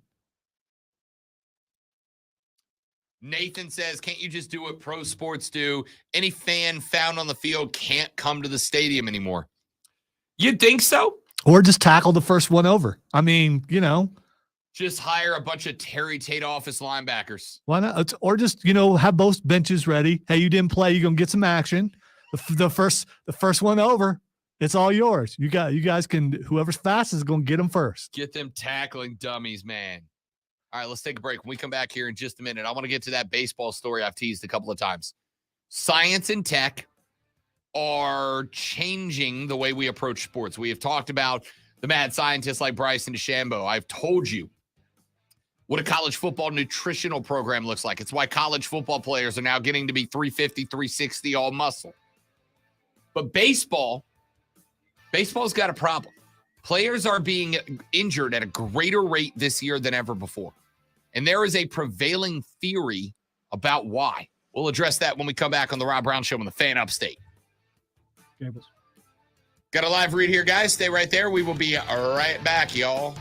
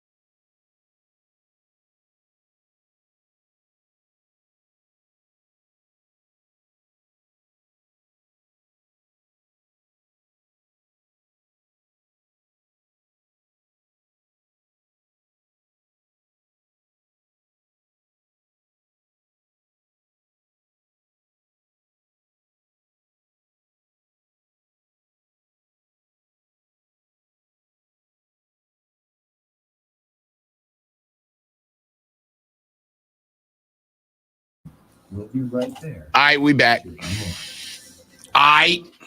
This is baseball, and this is who we are. Ingalls, we're with you every step of the way. Looking for a new career? The City of Greenville is hosting a job fair on Saturday, April 29th from 10 until 1 at 102 Meadow Street, just north of Unity Park. Talk to staff about open positions throughout the city. Visit greenvillesc.gov for details. Sponsored by Corley Plumbing, Air, and Electric. At Corley Plumbing, Air, and Electric, we provide transparent, upfront pricing you can depend on. Call Corley Plumbing, Air, and Electric today, or skip the line and book online. CorleyPro.com. That's CorleyPro.com. Don't tell me what to do. I thought this was America. Hump Day episode. Both sides with Mark Ryan and Diesel. We're live on location at Ingalls Market in Spartanburg, 8004 Warren H. Abernathy Highway. I've got 3 surprises that are going to happen in the NFL draft for you. The latest intel and rumors. Please no Will Levis from Carolina Panthers. Plus our media mock draft and so much more. Number 1 for Google Afternoon Sports Talk. Offsides with Mark Ryan. 3 to 7 on the Fan. Upstate. Listen on the Odyssey app. Search the Fan Upstate.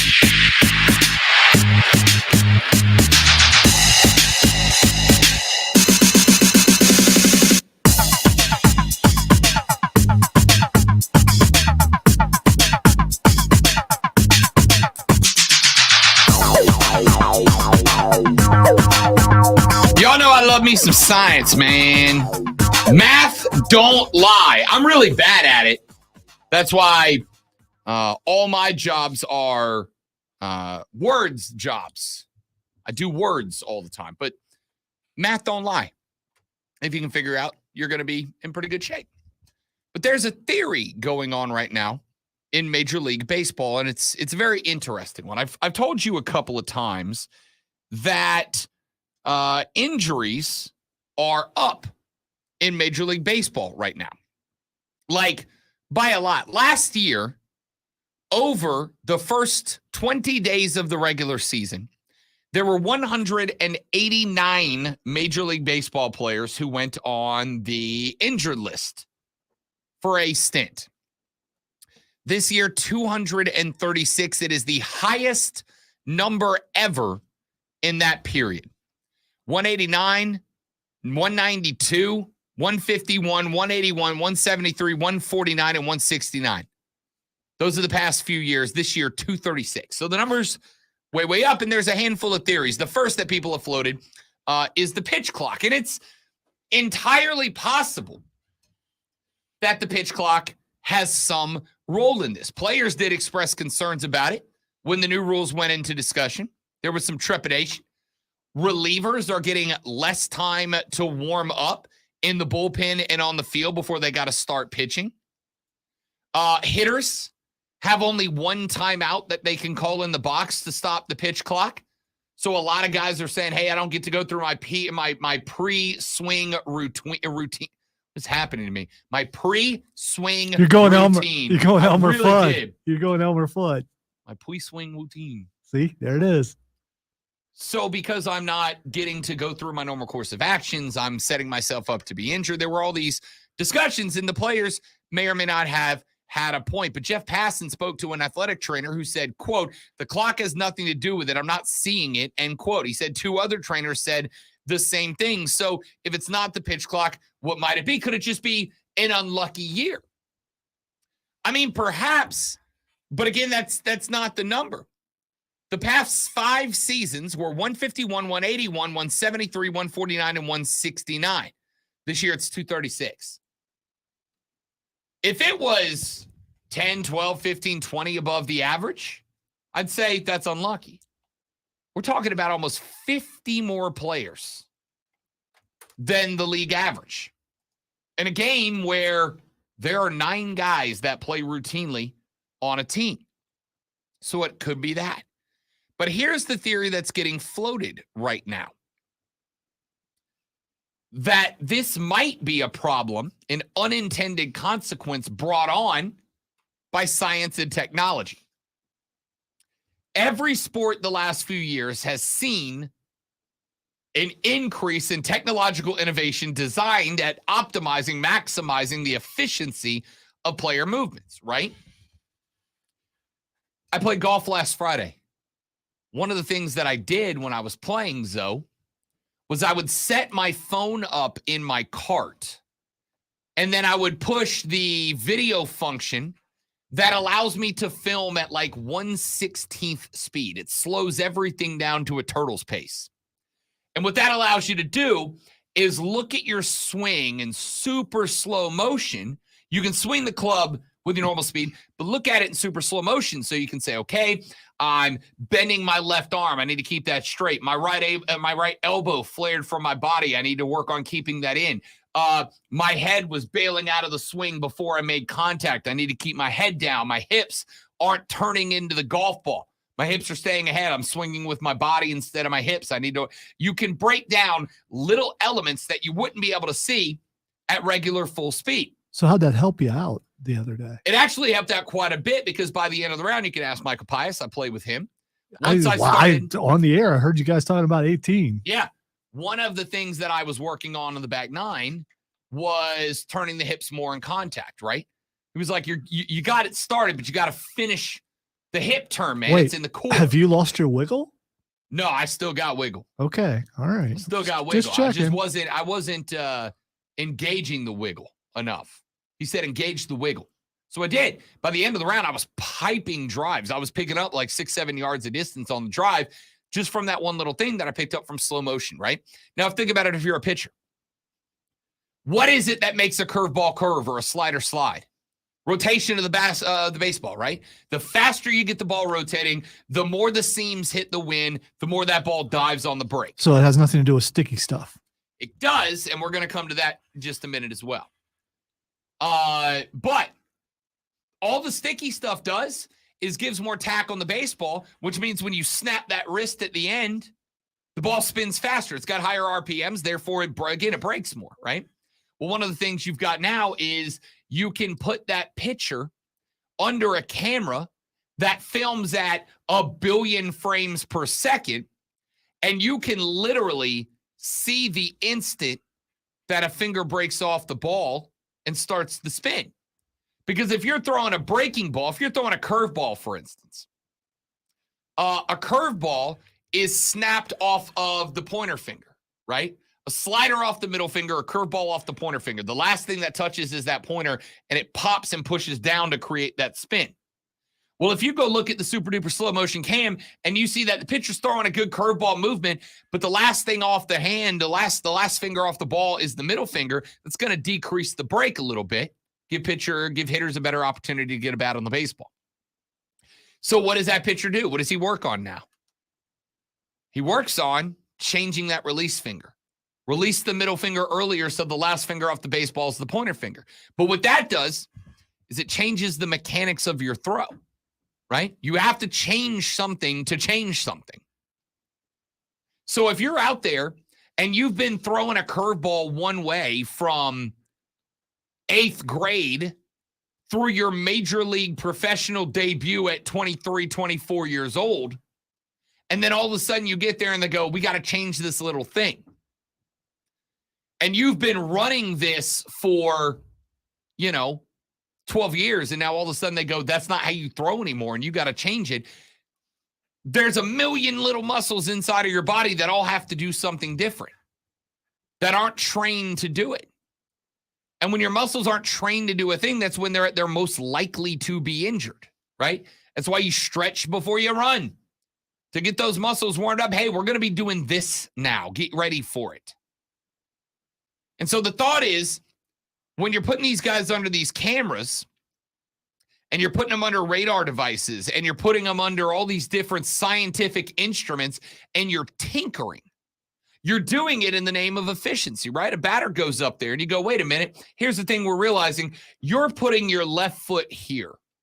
And if you were to put your left foot here, it allows you to open the hips up faster, get the shoulders squared faster. It's going to give you 0.2 of a second more reaction time on the baseball. So guys burning 99-mile-an-hour fastballs past you are going to have a little bit less impact. Well, if you've got these guys and you are changing, tinkering, tooling, fixing, And you're asking them to change something, specifically older guys who may have been doing this for 14, 15 years since middle school up through. And you're asking them to change it all of the sudden. That might be what's giving rise to these injuries, right? It is asking them to manipulate their bodies in ways that they have not been manipulated before to tinker to create efficiency. But the problem is that's where the risk of injury increases. But there is one more thing that comes up, and a texter just hit on it. He said, Fan, it's either because we are more cautious with players and the minor injuries make them sit out more, or because they're pansies. Now, I'm going to go ahead and say this, just to tick off the old hats. The players in my day, with some exceptions, are so athletically inclined they would kick the hell out of the players of your day. All right? There's a few exceptions. Nolan Ryan was a badass dude. We know that. But players with the scientific enhancements of the last few days would beat the hell out of players from the 80s and the 90s, maybe the early 2000s. All right? They just would. There's more science behind what they eat and when they eat it, how they lift, when they lift, what they lift, why they lift, how they do this, how they do. There's so much science behind it that we are creating metahumans that are professional athletes. The athletes of the 2020s would kick the hell out of the athletes of the 1990s. They just would. I've seen them up close in person. All right. But I would argue he does have to some degree a point. Going on the injured list does not carry the stigma that it used to carry. I think in a lot of sports, certainly in baseball. If you're a pitcher and you had the option to go on the injured list for 15 days or spend the mandatory 15 on option in the minor leagues, because those on the IL get major league pay and service time, what would you rather do? Would you rather go down to the minors and those 15 days don't count toward your time served and don't count towards your contract length, or just hit the IL for 15 days, stay there, and go right back to the big roster when you're done? I think you and I both know what the logical decision is there, right?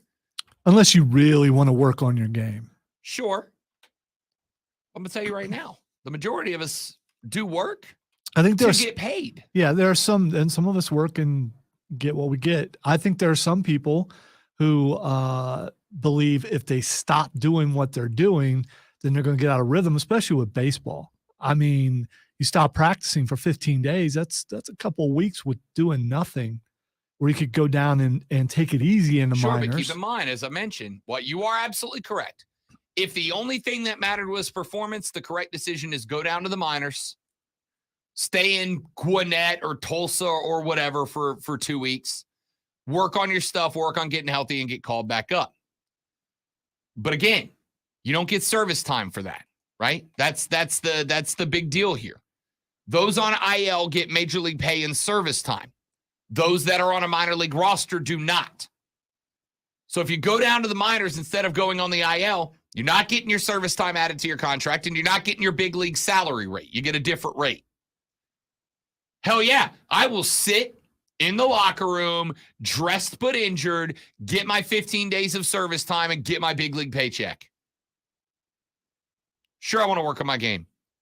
But there's trainers and coaches and staff members in the building that are also there to do that for me.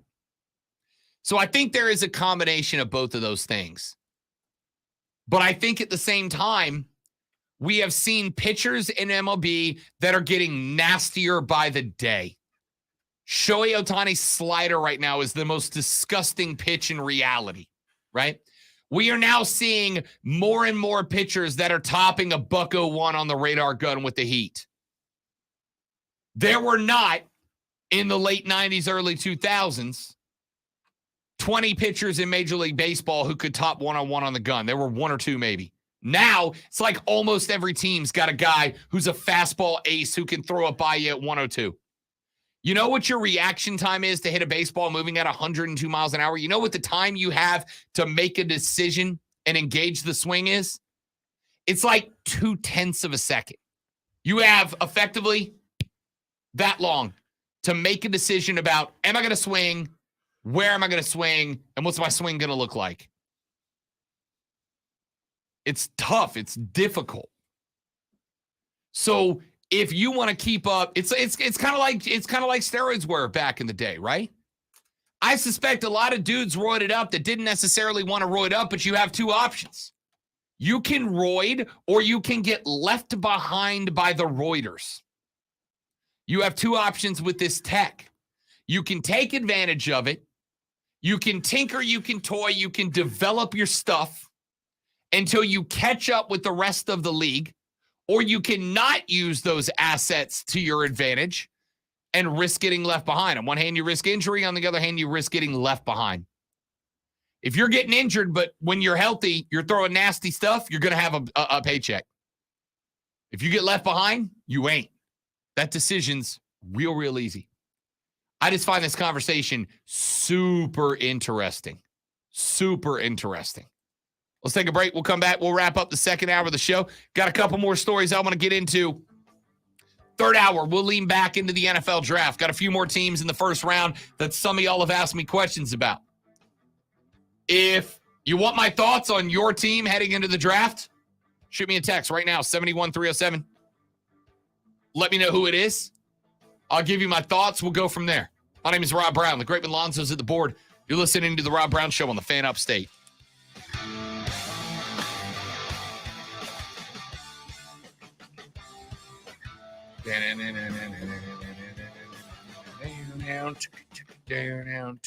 Stanley Cup playoffs, the Islanders beat the Hurricanes 3-2 to avoid elimination. The series heads back to New York for Friday's Game 6. If the Islanders open things up, Game 7 would be in Raleigh on Sunday. Baseball on Tuesday, the Braves beat the Marlins 7-4. Ozzie Albies hit a pair of home runs. Charlie Morton went 7 innings, gave up 3 hits. Hawks and a season high in 9 strikeouts. Toronto Ready breaks Elder starts for Atlanta tonight against 1-2 ready Sandy Alcantara. Kill you. Coach Frank Elliott and General Manager Scott Fitterer have reached an agreement on which quarterback the team will take with the number 1 pick in the NFL draft, but Reich says the team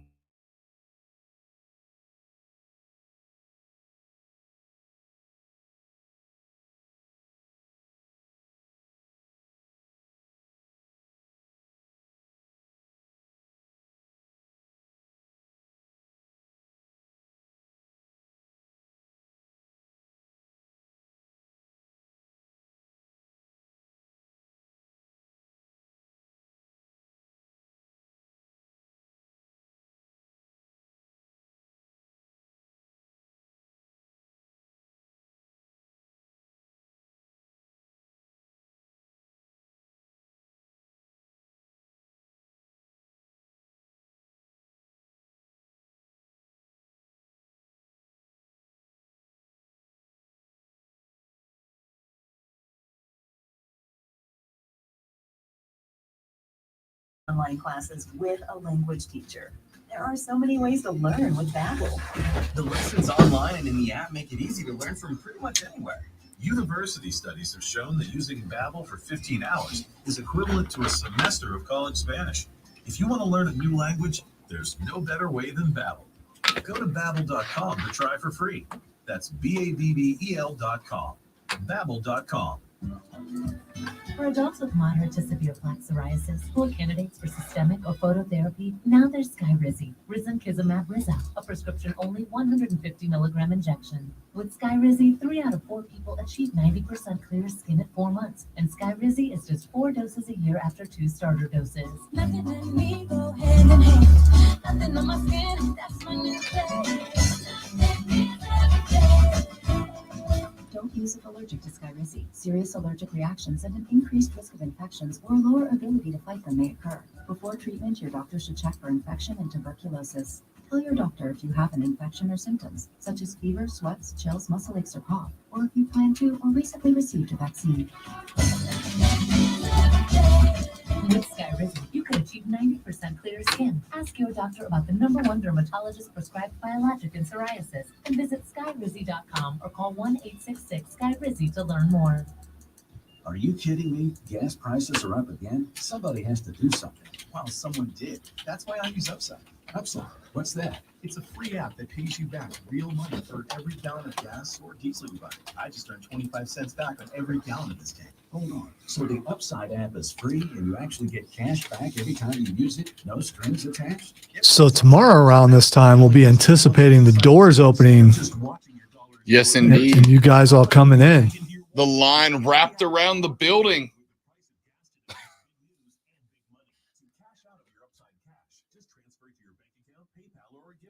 Upside users have already earned over $200 million. Now it's your turn. Download the free Upside app and get cash back on every gallon of gas. Use promo code GOLF for an extra 25 cents per gallon on your first fill up. That's code GOLF. Use code GOLF for an extra 25 cents per gallon back in your first fill up. Cash back to eligible gas in New Jersey and Wisconsin. At Total Wine & More, save big on what you love this month with hundreds of deals.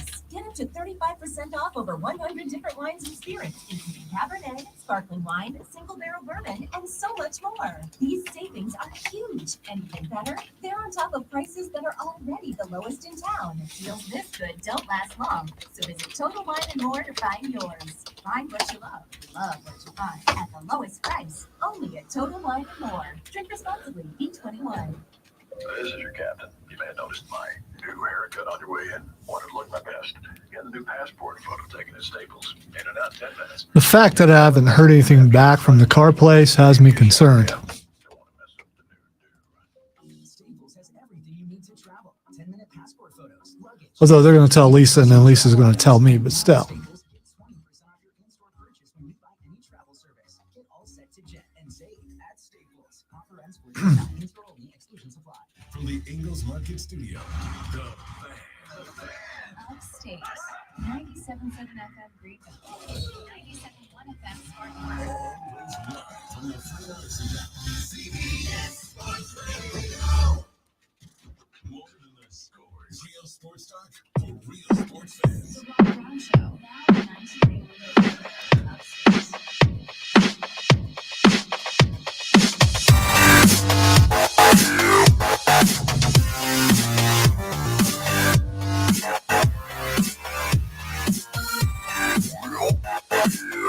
The Rob Brown Show rolls on. Robin Lonzo wrapping up our numero dos. Let's see here on the text line 71307.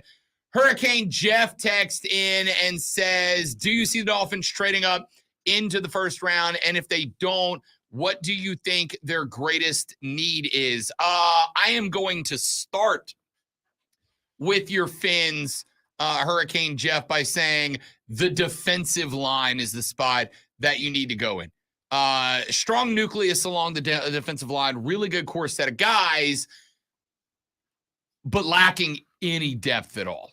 And in a division that now includes Aaron Rodgers and Josh Allen, or as Lonzo affectionately refers to him as Josh, you need to be able to create quarterback pressure. Okay? You've got to be able to hurry up, to rush offenses. If Aaron Rodgers makes mistakes, it's because you have made him rush, nothing else. If Josh Allen makes a mistake, it's because you've got him outside of the pocket and you've got him panicking, trying too hard to be Josh Allen. And he turns into Josh. What delivery from the great one. Consistency. I am a professional. Defensive line is the spot I think the Dolphins go with. Now, do they trade back up into the first round to get one? I don't know. There's a lot of top-end talent along the defensive line, but I think, unfortunately for Miami, there's a handful of teams in that defensive line or in the first round that are looking D-line. To get to the spot where you're getting a top-tier guy, because Miami doesn't have their first-round pick this year, to get to a spot where you're getting a top-tier guy, I think is going to be too big of an ask. It's going to cost you premium slots. The Dolphins right now need a lot of depth So I am going to go likely you're looking at staying where you are and maybe even dropping back a little bit. There are some good players, not great, but good. Macy Smith out of Michigan, 6'3", 323, who is a double team eater. It's exactly what I'm looking for. Keanu Benton out of Wisconsin goes 6'4", 309. He has a phenomenal pass rush ability, really good with leverage. He's an amateur wrestler. Very good. Lonzo will tell you, amateur wrestlers are deadly as linemen because they understand leverage better than anybody else. You learn leverage in wrestling. It's the number one thing you learn. I'm not even a wrestler, and I know that. A lineman with a wrestling background will know how to work over offensive linemen better than anybody else. Yeah, and you can almost tell the guys who have a wrestling background, by the way, when they come up out of their stance, what their next look is like when they're down in what their second stance is, which is more of a wrestling stance. That's it. Bo says, what do you think about the Bengals? I'm thinking they may go tight end first round to fill the vacancy of Hayden Hurst. And I think there is some potential to that. I think Hayden Hurst is going to be a pretty big loss overall. It's for the exact same reason that I think that he is such a big pickup for the Panthers. So I absolutely think that first round is a reality, or for the Cincinnati Bengals to go tight end. The problem is this is not an exceptional tight end class. There's a couple of decent ones, but I think a lot of guys are going to be reached up for. I think there's going to be a lot of guys that there's a reach for. I would say tight end's a big need, but I think with Joey B, who by the way just signed an extension with the Bengals, I think I'm going offensive tackle. And honestly, I'd love to get a left tackle that I trust with starting depth. The offensive tackle spot on both ends of the ball is one that could be upgraded. They're not awful, but they could be upgraded. That being said, Darnell Washington out of Georgia is a tight end. He'll be available around 29. I think that is a real possibility for the Bengals. So I'm going to go, the Bengals go tight end or they go offensive tackle. Dan, the super fan man, says, what do you think the Rams do in the draft? The Rams are an interesting one, a 5-win team coming off of a Super Bowl year. I think edge rusher is a big spot for the Rams. I think running back is a spot for the Rams. So I don't know is the answer. I also think defensive back could end up being a guy. Cam Smith out of South Carolina is going to be available in the second round. I think he is a J.C. Horn knockoff that could be a little bit of a depth guy in his first year. I think that Georgia Tech defensive end Keon White is a possibility. You could go offensive tackle with, I forget his name, but the kid out of Syracuse is there too. Let's take a break. We'll come back. Brian says, what position do you think the Panthers need to address the most in the second round? Let's talk pick 39 next on the Rob Brown Show in the Fan Upstate.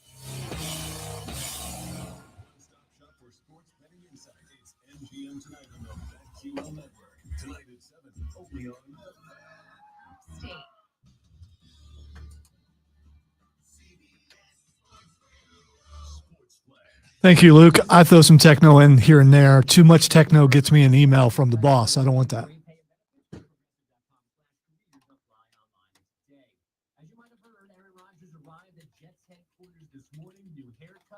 Jets hoodie, lots of smiles. He certainly seems ready to lead Gang Green to at least one season win.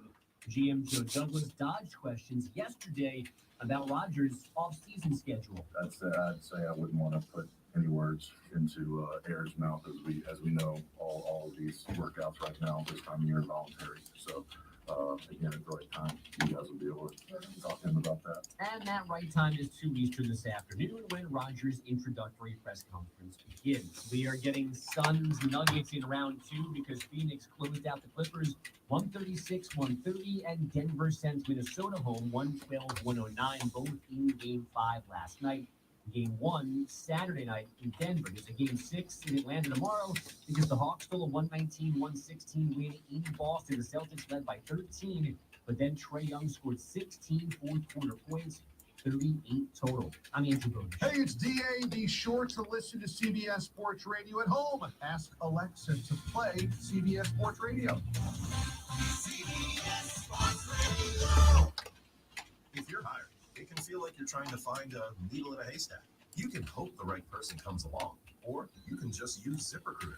And now you can try it for free at ZipRecruiter.com/radio. In fact, ZipRecruiter has helped a lot of business owners find their needle in a haystack.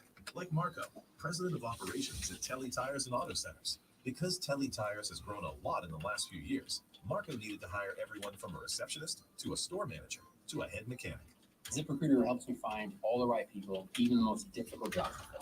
ZipRecruiter helps me keep my business running. Take it from Marco and millions of other businesses. Marco. ZipRecruiter can help you find the needle in the haystack.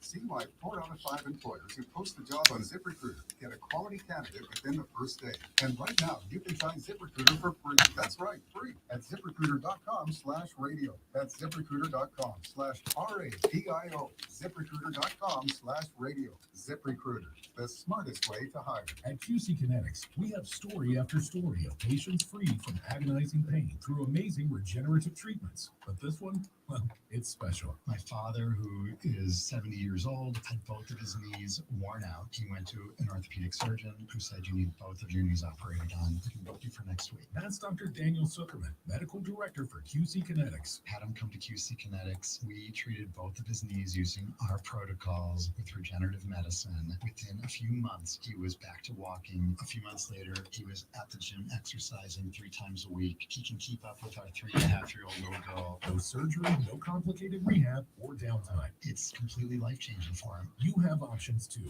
Before they whisk you away to surgery, slow down. Call QC Kinetics now for your free consultation. Call QC Kinetics.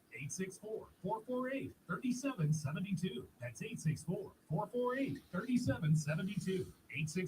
864-448-3772. Inflation is ridiculous. Everything from gas prices, food, and vacations. At My Affordable Braces, we have and will continue to offer braces starting at just $39.95. With new technology, you will need fewer visits than ever. Save even more with most insurance plans like MetLife and Delta Dental. MyAffordableBraces.com has a clinic near you in Greenville, Spartanburg, and Anderson. Schedule your free consultation, exam, and x-rays today. Easy payment plans and affordable braces. A lifetime of smiles you can afford at MyAffordableBraces.com. Twin Peaks is on the clock. You're invited to our draft day kickoff fueled by Rise Guys P1 Lager at Twin Peaks in Greenville, Thursday, April 27th. Sign up for prizes. Who's going number 1? It's the draft day kickoff party at Twin Peaks on Woodruff Road.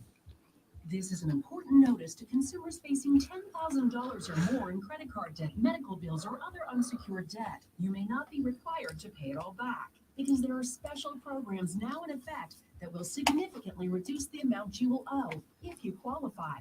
This is not bankruptcy or a debt consolidation loan. These programs, which the credit card companies like to keep secret, exist to aid American consumers struggling with overwhelming credit card debt by offering tremendous savings and real debt relief. Accredited Debt Relief has established a special hotline for you to call and learn what savings you qualify for. They've helped qualify consumers with over $1 billion in debt and are A+ rated with the Better Business Bureau. So don't wait. Get the relief you need during these hard economic times. For this free information, call the Accredited Debt Relief Hotline now. Call 800-330-2900. 800-330-2900. That's 800-330-2900. The NFL Draft. Teaching our stuff and trying to get our guys ready. This Thursday. So we put it on the script, trying to get everybody on the same page. The Panthers have a big decision. Dissecting the defense, playing the chess game. Who will go number 1? Bryce Young, CJ Stroud. Start the motion, get it going. The best draft coverage is here. Live from Twin Peaks in Greenville. Hear it all come together. The NFL Draft happens on the Fan Upstate. It's really quiet now. I don't know why. Third hour contemplation, maybe. I don't know. Like, I know you're whispering, but I have no idea what you were saying. Yeah. I wasn't talking to you. I was talking to them. No, you weren't talking. I was talking about how quiet it was. Wasn't cracking on you or anything. I was just saying it was quiet.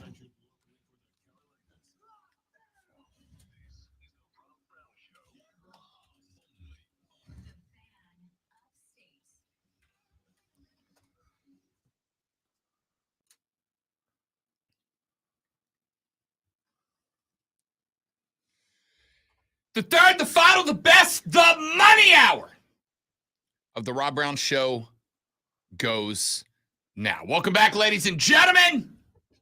I am Rob Brown, the great one, Lonzo, on the other side of the glass.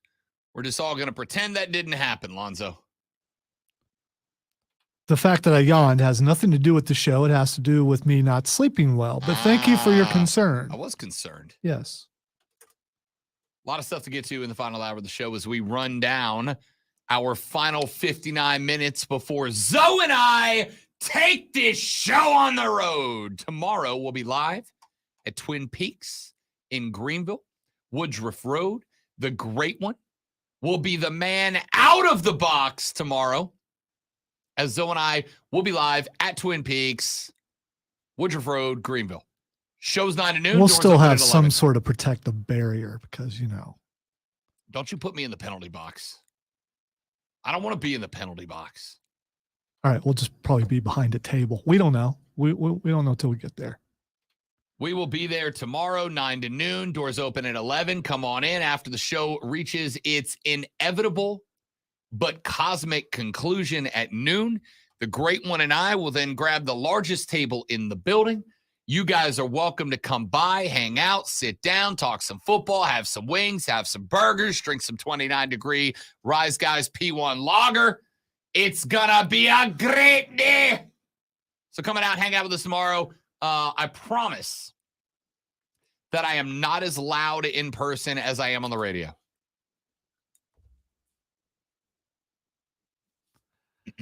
I don't listen. I got accused of killing the bit yesterday, so I don't know if this is a bit or not. Because I don't think anybody out there believes you right now, and they shouldn't.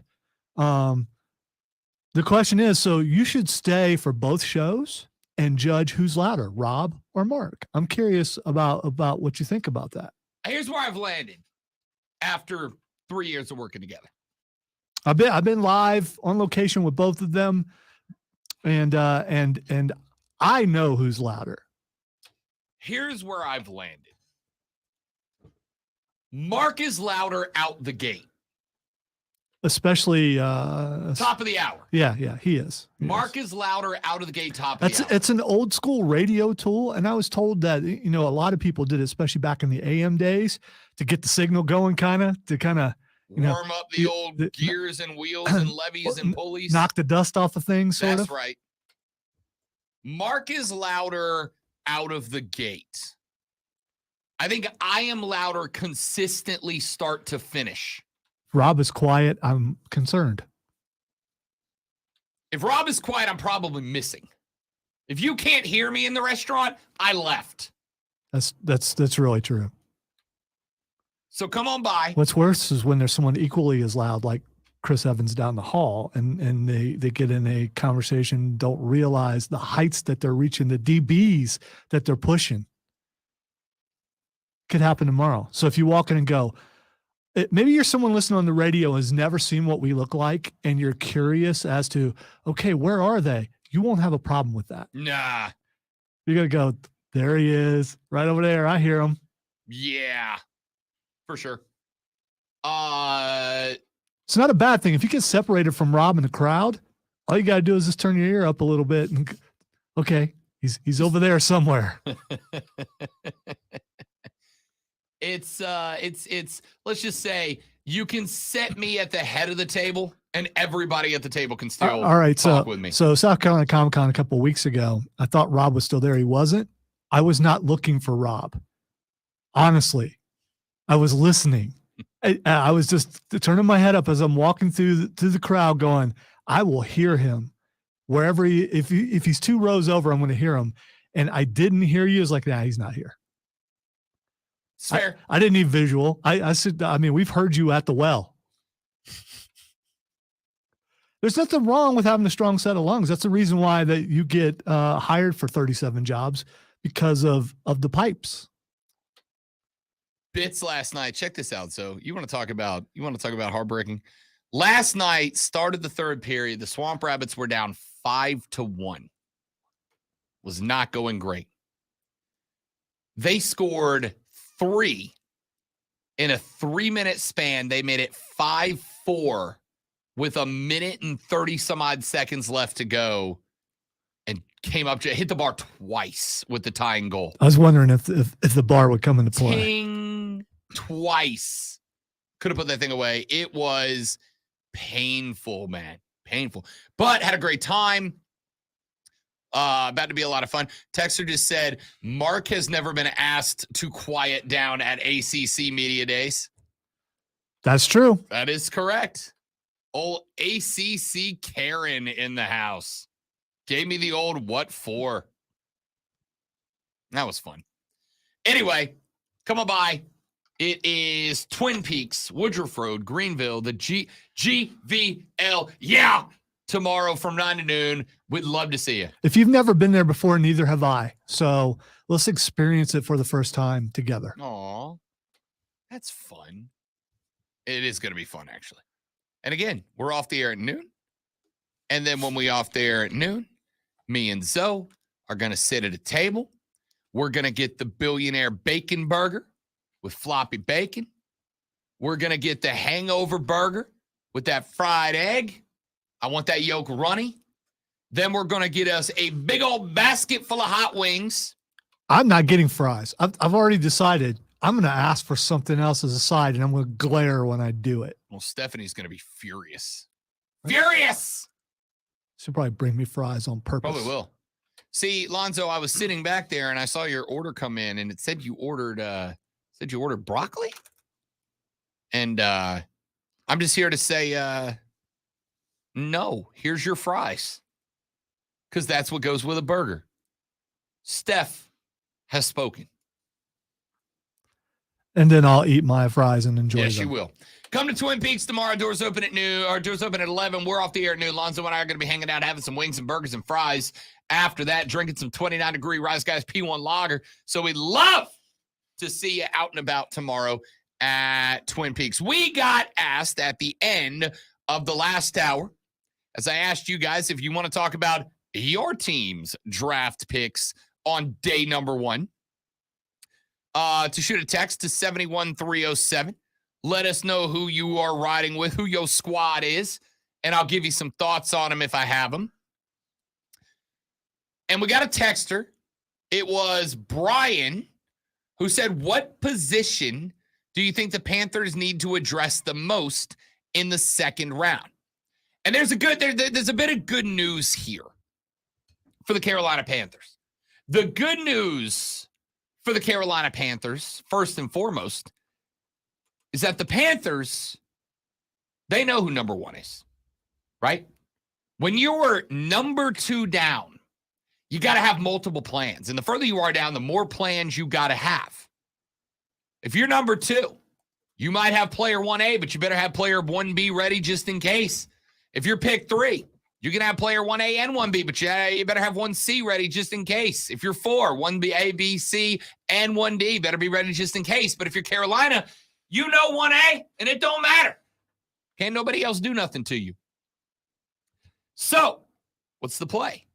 You start focusing on 39. Carolina can put more emphasis on pick number 39 than anybody else can put on their second round pick, right? They can already be, they could have been working on 39 for months because they didn't have to, they spent time on number 1, but once they determined number 1, and I do not believe Frank Reich saying they just reached their conclusion yesterday. I don't think so. I think that pick's been in the bag. I got a little weirded out by the Will Levis odds jumping up yesterday, but I think it's in the bag still. Now, I think Carolina ends up going wide receiver at 39. There's 2 positions that jump out to me. Cornerback on one side, wide receiver on the other. At cornerback, you're working with an old guy and an oft-injured guy. J.C. Horn has played, I believe, 16 games across 2 years. He missed 14 of them his rookie year. Missed 14 games his rookie year. And then missed a couple last year due to a lower body injury. I love J.C. Horn. I think J.C. Horn's got all the natural talent to be a bona fide, genuine superstar at the NFL level. The problem is, until he runs a full season without being banged up. I have to operate as if he can't. I have to operate as if he can't. So cornerback is very intriguing to me. I think you've got to be concerned about JC's health. I think you've got to be concerned about the fact that you don't have a lot of depth across from JC or behind him. So there's going to be some concerns there. You got Dante Jackson. Jackson, I think, only got one more year in his contract, and Dante's playing at a high level. But he's not a guy I don't think you can plan on relying on for a very long time at 27 years of age. I think you'd love to bring in a new guy. After that, you got C.J. Henderson, who's been called upon due to some injuries and whatnot. But C.J. Henderson is an okay player. He's a nickelback cornerback. He's not a guy I want to bring in and ask him to play on an every down scenario. So I think cornerback is big. I think wide receiver is big. I think wide receiver is big because as much as I love Adam Thielen, and Adam Thielen might be the best possession receiver in the league, Adam Thielen is 32 years old. Now, he said, I want to finish my time in Carolina, and that's super duper awesome. But we don't know how far off in the future that is. And at some point, Adam Thielen's going to hit a wall. So here are some names that I think could be available at number 39. I think the Panthers look at. I think Josh Downs out of North Carolina is a guy that I want to keep an eye on. Josh Downs is a receiver that gives you a lot of potential split out wide. Josh Downs goes 5'9", 171. But he's quick, man. He's quick. Ran a 4.45 40. Had a 1.49 10-yard split, and he's got hops with a 39-inch vertical. Downs was rated as one of the top 100 recruits in 2020 in Gwinnett.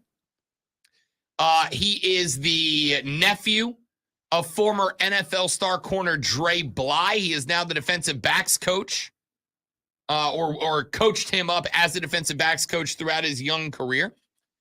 Earned first-team All-ACC honors in 2021, ranked 5th in the FBS with 101 receptions, 10th with 1,335 yards. In 2002, topped the Heels with 94 snags for 1,029 yards, averaged 11 yards per catch, tied for 7th nationally with a touchdown a start average 11 in 11. Was a second-team All-ACC pick as an all-purpose player because he also ran back 10 punts for a $133. Did miss 2 games due to injury and opted out of the bowl game to get ready for the draft.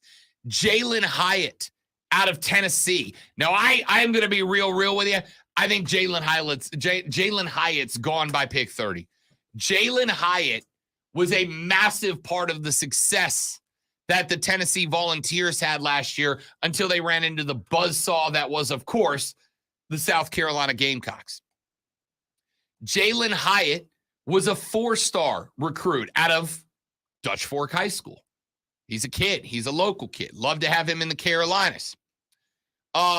In the last few years, broke out as a junior, 67 receptions, ranked 5th nationally with 1,267 receiving yards, averaged 18.9 yards per catch, tied for 2nd in the FBS with 15 touchdowns in 12 starts. Jalen Hyatt is a go guy.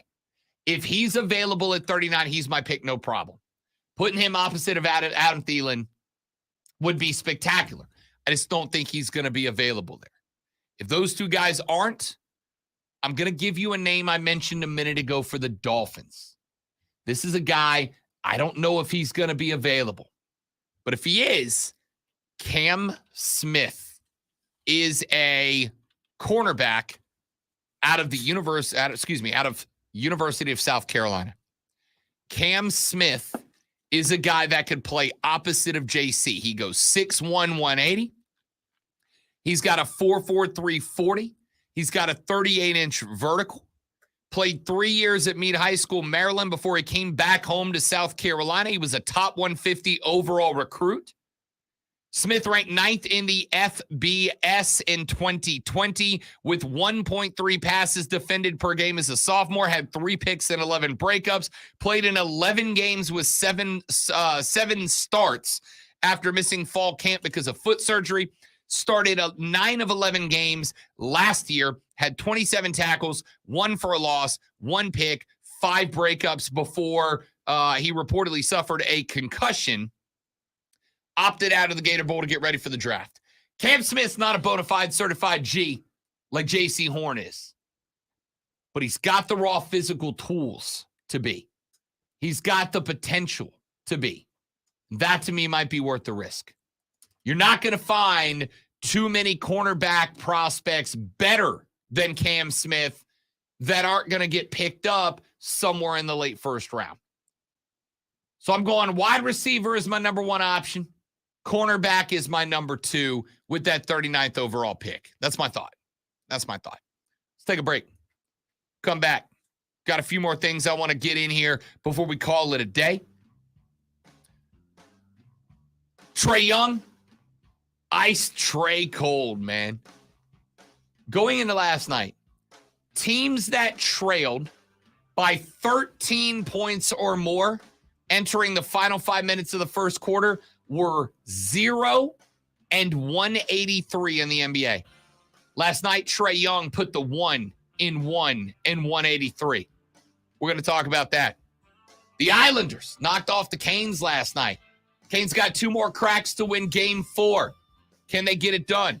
We'll talk about that and a couple of soccer stories to burn through. We'll get them all when we come back on the Rob Brown Show and the Fan Upstate.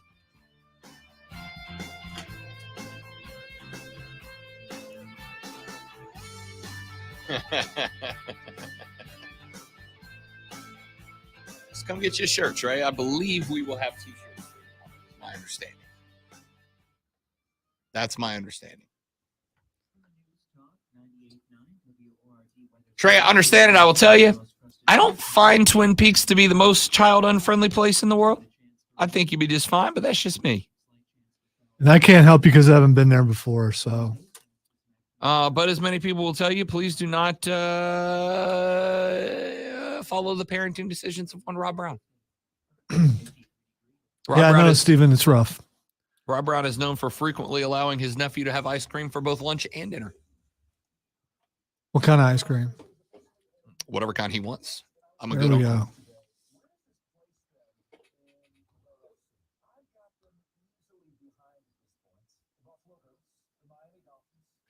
Saying something on Twitter earlier. It's pretty stupid. Those are my favorite things on the internet.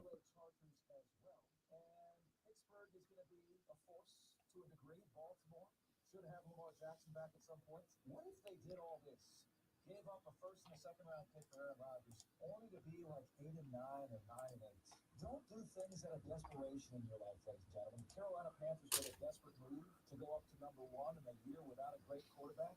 And the New York Jets just did this for a quarterback who's going to be 40 before the year's over. And Tom Brady's the only quarterback in NFL history who is any good with a 4 as his first digit. I'm Mark Ryan.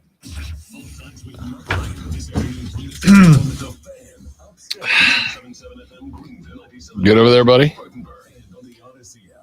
No, as I often am not after those reports.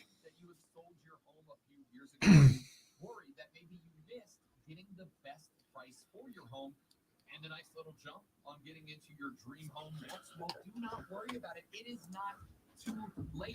Even with interest rates a little higher, home values are normalizing, and it is still an excellent time to list your home for sale and find your next home too.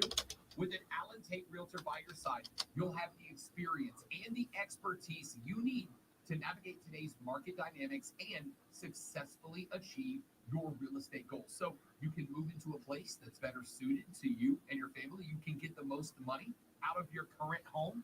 Don't wait any longer. So I was just curious. In 1997, Warren Moon Became the oldest NFL quarterback to pass for 400 yards in a game, 409 versus Oakland, breaking his own NFL record that he set at age 38. But also became the oldest quarterback in history to throw 5 touchdowns in a game, breaking the previous record held by 39-year-old George Blanda. So I think people forget that Warren Moon was pretty good at 40. Warren Moon was pretty good. Yeah. I think Aaron Rodgers is going to be all right. It's not like he's going to a horrible team. He's going to a team that is set up and ready. Correct. Hey, look what's trending. I'm not going to say. Don't say it. I'm not. You always get mad at me for it.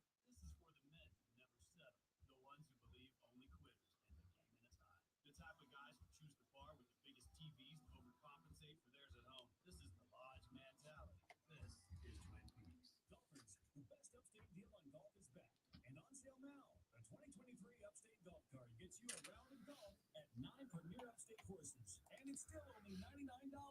Grab your foursome and get your Upstate golf cards now to play courses including the Preserve at Verde, Legacy Pines, Pebble Creek, Greer Golf, Carolina Springs, and more. Order at theupstategolfcard.com. 9 rounds of golf for only $99. Upstategolfcard.com. Upstategolfcard.com. Sponsored by Taco Bell. OMG. OM. Fries are back at Taco Bell, but they won't be here forever. Yeah, hot and crisp fries covered in. Yes, I'm an actor that really talks this way. OMG. It sounds authentic and natural when I do it.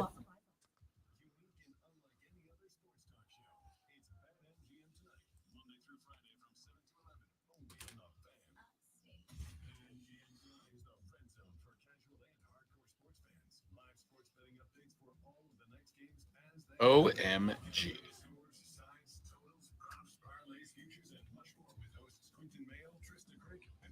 There goes our station vehicle.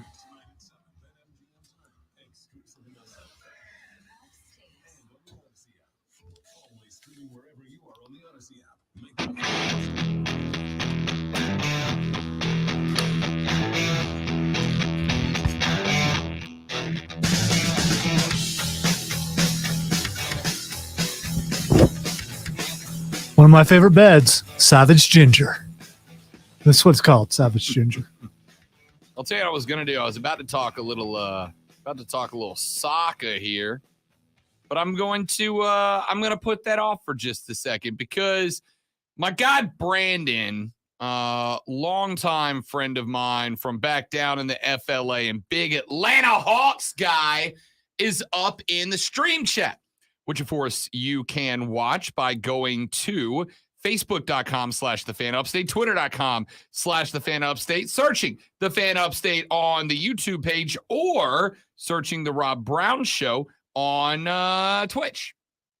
All available ways for you to watch the show. Brandon's up in here. He is the Fierce Ginger. And he's a big Hawks guy, as I mentioned. Trae Young, kind of a dude, y'all. Like, kind of a dude.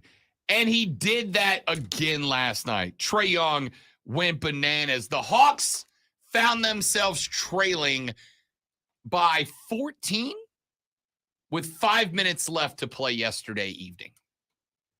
And I'm not going to lie to you. I was very much getting myself ready to send the text of consolation to my guy Brandon. I was like, he is not gonna be in a good way. The Celtics led the series 3-1. The Hawks found themselves in a spot where it was win or go home. So they did. Trae Young hit a stone cold killer of a 3 with seconds left to play that set Beantown into a Game 6. So now the series is 3-2 in favor of Boston. It goes back to the ATL for Game 6. Now, Brandon and I, what was it, 2 years ago? 2 years ago, we went to a Hawks playoff game in the ATL. Now, I'm not a Hawks guy. I got to tell you, one of the best NBA environments I've been to in a very long time. It was capital L lit They were playing the Sixers in that game, and it was a blast, man. Blast.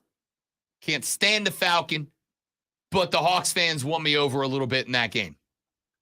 And they were all telling me at the time, Trae Young is real.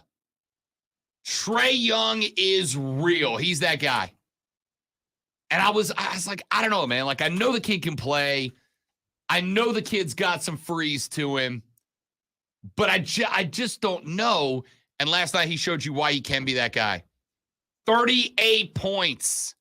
14 of 33 from the floor. 5 of 13 of deep. Was perfect from the stripe. 5 from 5. Pitched in 4 boards. And 13 assists as well. He was +5 on the plus-minus line, which is, to me, the most important stat in the game. How are you impacting the scoreline? Trae is always on the plus side of that. Boston did get 35 out of Jalen, 19 out of Jason. Decent effort, decent showing from the Celtics. The Hawks just went in there and wrestled that game away from them late. And I will tell you, it's not the end of the world to lose a game like that.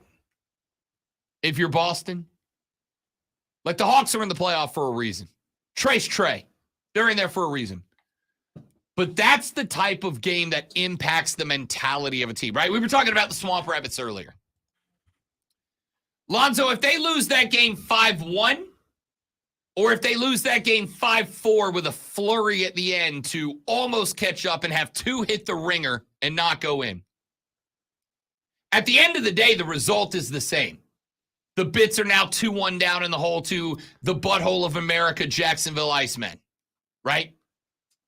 The result is the same. But do you think the result of that L is the same if they lose 5-1 versus if they lose 5-4 and had not one but 2 pucks nearly go in to tie it with a minute and some change left to play? Is the mental reaction from both teams the same if it's 5-1 versus 5-4? No. No. Which way would you rather lose? If I'm going to lose anyway, I'd rather get my butt whipped. I mean, being that close, the emotions and all the stuff that goes into it will drain you a little bit more in the next game rather than just getting beat. See, I disagree. I look at it and I go, look, 5-1, you go, damn, they just smoked us. Yeah, I just go, man, we had a bad day. We had a bad day. See, here's the mentality. If I'm Lordo, I'm standing there and I'm going, hey, we lost 5-4. Sucks, hurts, I know. Yes, losing really sucks. Always sucks, I get it. But we had 2 really bad periods. 2 really bad periods. And then we found ourselves late. And what happened when we played our hockey?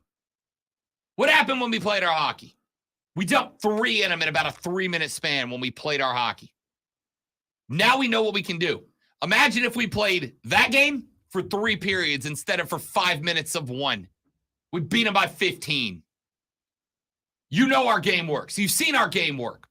Too little, too late tonight, but you got a full 60 on Friday night to get it done. Get it done, right? But the opposite side is true. For Boston in this case, a game that you led by 14 with 5 minutes to play. That game should have been over. And what happened? Trae Young came out and picked you apart. Remember, Murray wasn't available. Brandon, good point. Their primary shooting guard wasn't available because of contact with a ref the game before that. If he's available, they probably win this game by 7, 8. But if you're Boston, you just watched what should have been a we called game moment with 5 minutes to play. You are now the only team in the history of the National Basketball Association that held a 13-point lead with 5 minutes left to play and lost. It has happened 184 times in the modern era of the National Basketball Association, and you are the only team out of those 184 that lost. That's demoralizing to some degree. Now, I still think Boston, sorry, Brandon, wins this series. They got 2 shots to win 1. At the end of the day, the Celtics are a damn good 57-25 basketball team. But you got to wonder if the Hawks can't come back, get game 6, get this thing level at 3-3. And if they do, if Boston doesn't kind of collapse on itself a little bit, they've done it in the past. Might they just collapse a little bit? As a huge win last night for the Hawks. Not just the dub. If they win that game, they win that game. It's not just the dub. It's the fact that you, in my opinion, likely demoralized Boston by coming back from what in history has been an insurmountable lead. The Nuggets knocked off the T-Wolves 112-109 last night on the back of 28 from Jokic. He also had 17 boards and 12 assists. The human triple-double strikes again. The Nuggets win that series in a gentleman's sweep 4-1. Call it a day. They will get the Phoenix Suns in round 2 because the Suns also get the gentleman's sweep last night, 136-130. But the story in this one was that the Clips had awful timing. Paul George was out. Kawhi Leonard was out for the Clippers. They were playing with Morris, Zubac, Westbrook, Gordon, and Powell. Russell Westbrook, hang on to your hats for this stat line, Lonzo. 3 of 18 from the floor, 1 of 6 from the arc for 14 points. Sounds like you threw up a lot of bricks. Don't call him that, though. If you say Westbrook 3 times into a dark bathroom mirror, he'll appear over your left shoulder and try to fight you. Russell Westbrook. The night they needed Westbrook to be the guy, the night they needed him to be that guy, he goes 3 of 18 and 1 of 6. Yowza. That's ugly. Anyway, the Suns move on, as I figured they would, because Devin Booker is that guy. 47 for D-Book. Everybody wants to talk about Durant. This has been infuriating to me. Everybody wants to talk about Kevin Durant. And you should. 31 points on 10 of 19 and 4 of 6 from behind the arc last night. It's a good night for KD. KD can play. But when KD's popping 10 of 19 for 31, D-Book's going 19 of 27 and 4 of 7 from deep for 47 points. And oh, by the way, 10 assists and 8 boards, a couple of rebounds away from a triple-double. Devin Booker, man, Devin Booker's the most underappreciated player in the league right now. I said it. I'm sticking by it. D-Book is the most unappreciated dude in the league, and he showed you again why he is last night. Coming up on tonight's slate of games, as these first-round series find their way to a conclusion, the Knicks and the Cavs will get it on at 7 p.m. New York leads this series 3-1. Spoiler alert, they're putting away the Cavs tonight. The New York Knicks are moving on to the second round. Moving on up to the second round. Yes, the Knicks are going on to the second round after they put away the Cavs tonight. The Lakers find themselves up 3-1 on the Grizz. You know, like absolutely nobody thought that he would. John Morant, gonna go. LeBron. You don't have to like LeBron, but you have to admit what he did in the closing moments of game number 4 was special, man. It really was. Austin Reeves, MVP. LeBron James, the closer. LeBron and his Lakers take on the Grizzlies tonight in Memphis. You know, obviously Memphis has got to win the game just to keep the series going on. But, man, if they fall apart here after the season they put together, and granted, John Morant been a little bit banged up, but if the Grizz ran up a 51-win season, got the 2 seed in the West, and then get bounced by a play-in team, not a great look. At least make it competitive. The Heat and the Bucks, how about the 1 seed Milwaukee Bucks on the brink of elimination because Jimmy bleeping Butler is the dude. Jimmy Buckets in the playoffs go hard like he do. The Heat on the road at the Bucks tonight. Waiting to find out what the deal is with Giannis Antetokounmpo. Has not been back since that back contusion after the nasty fall in, what was it, game 2, I think? And he's been getting the massage gun working on his lower back since then. And that one's going to be at 9:30. 10 o'clock tonight, Warriors-Kings. How about the Kings going 2-0 at home? They like the beam twice. They go back to Golden State. First game, no Draymond. The Golden State Warriors, love them or hate them, are a notably worse team without Draymond. And they smoked the Dubs in game 3. Then the Kings come back in game 4 and get worked again. Now the series is 2-2 going back to Sacramento. Good news, bad news. Bad news for the Kings, who I think have to light the beam tonight if they want to win this series. If they lose tonight, this series is over, all right? You're not going back to San Fran and winning game 6. Not if the Dubs have that lead. They're too experienced. They've been here time and time again. They know how to win that game. Got to win tonight. De'Aaron Fox has a broken finger on his shooting hand.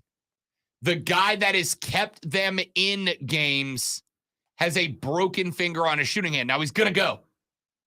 He basically said, you can cut my hand off. It's the NBA playoffs. I'm going to be out there. So De'Aaron Fox is going to go. But I don't care if you're Peja Stojakovic, Steve Kerr, Steph Curry, or De'Aaron Fox. If your shooting hand is banged up, you got to compensate for that. Compensating for your natural shot usually ends to a bad night from the floor. The Dubs are going to go up 3-2 tonight. That's my pick.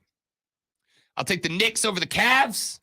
I'll take the Grizz over the Lakers. They're a cornered animal right now, right? I think the Lakers win the series, but I think the Grizz get one back tonight at home. I will take the Heat I'm going to take the Heat to clear out the series over the Bucks tonight. And then I'll take the Kings to knock off the Warriors. The Warriors to knock off the Kings and take a 3-2 lead back to San Fran. There's your picks for tonight in the NBA. Over in the NHL, as Lord's Stanley Cup playoffs continue. Last night, the Hurricanes fell to the Islanders 3-2. Not once, but twice yesterday, Lonzo. Insult to injury. Not once, but twice, including Sebastian Aho for the Carolina Canes. Did a puck ricochet off of a player's face and into the net? So it wasn't on purpose. Well, considering it ricocheted off of Sebastian Aho's face and into his own goal. All right, so yeah, not. that would not be on purpose. Yes. Yeah. Sebastian Aho took one to the dome. It ricocheted off his cheekbone and into the back of the net. And that was the deciding goal last night as the Islanders able to stave off elimination. The Canes now up 3-2 after that one last night. It was Aho had a goal, Sebastian Aho had a goal, and Stastny had a goal as well for the Canes last night. They will get a night off before they head Thursday to take it on in game number 6. Game 6. Carolina needs to just put this thing away. Do not let the Islanders take you to 7. If you let the Islanders take you to 7, even if it is in Raleigh, they are going to just trudge you to death. The Islanders win via war of attrition in a game. They grind and they grind and they grind until you start losing guys, your stamina gives out, and then they beat you with boring-ass hockey. Don't let them do it in Game 7. The Stars whipped the Wild last night 4-0. The Oilers get one over the Greenville Swamp Rabbits partner team, the LA Kings 6-3. That sets us up for some games coming up this evening. Just a couple of them on the docket. The Panthers take on the Bruins. This one is in Beantown. Game number 6. Yeesh. Boston's up 3-1 in this series. Love Florida, gritty little team. The Bruins are too good for the Florida Panthers. This series is over tonight. The Avalanche and the Kraken are tied up at 2 games apiece as they head into game number 5 this evening. This one could be fun. Why? The first 3 games of this series were fun hockey, but it wasn't a crazy physical game. Kraken Avalanche game 4, the boys were swinging. They were getting it in game number 4. If you are looking for hockey that is fast, that is offensively skilled, but it is physical, it is violent, Kraken v. Avalanche, 9:30 tonight is the way to go. Check it out, man. It's going to be a lot of fun. And then on Thursday, Lightning Maple Leafs. The Lightning had a 4-1 lead in the third period in game number 4, and they gave it up. Now Toronto's up 3-1 in that series. Rangers Devils Thursday night, Jets Golden Knights, and then the Canes return to the ice on Friday, time TBD, hopefully to put away the Islanders and move on to the next round. Let's take a break. When we come back, ladies and gentlemen, we finish up this radio broadcast. Twitter trending topics, then we call it a day. Tomorrow, Lonzo and me, Twin Peaks, Woodruff Road in Greenville. Doors open at 11. Come on by. Have some 29-degree draft beer. Have some burgers. Have some wings. Have some fries. Talk football with me and the great one. We are back after this on the Rob Brown Show in the Fan Upstate.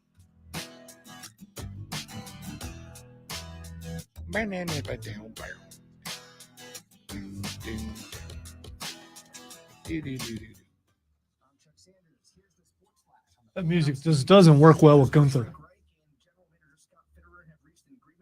Beck and Gunther, name a better duo.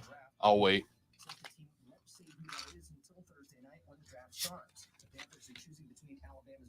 So, Greenville, what do you want to talk about? Why do I hate that catchphrase? It's like, why do you ask us what do we want to talk about, and then you just talk about what Well, we want to you hate it because I like it. I mean, obviously. I just don't get it. That's why I wrote it on the board. He never goes, what do you want to talk about, and then actually asks the crowd. He just starts talking about, here's what it should be is, Greenville, here's what I want to talk about. No, I think it's a great catchphrase, and it's why it connects with the audience.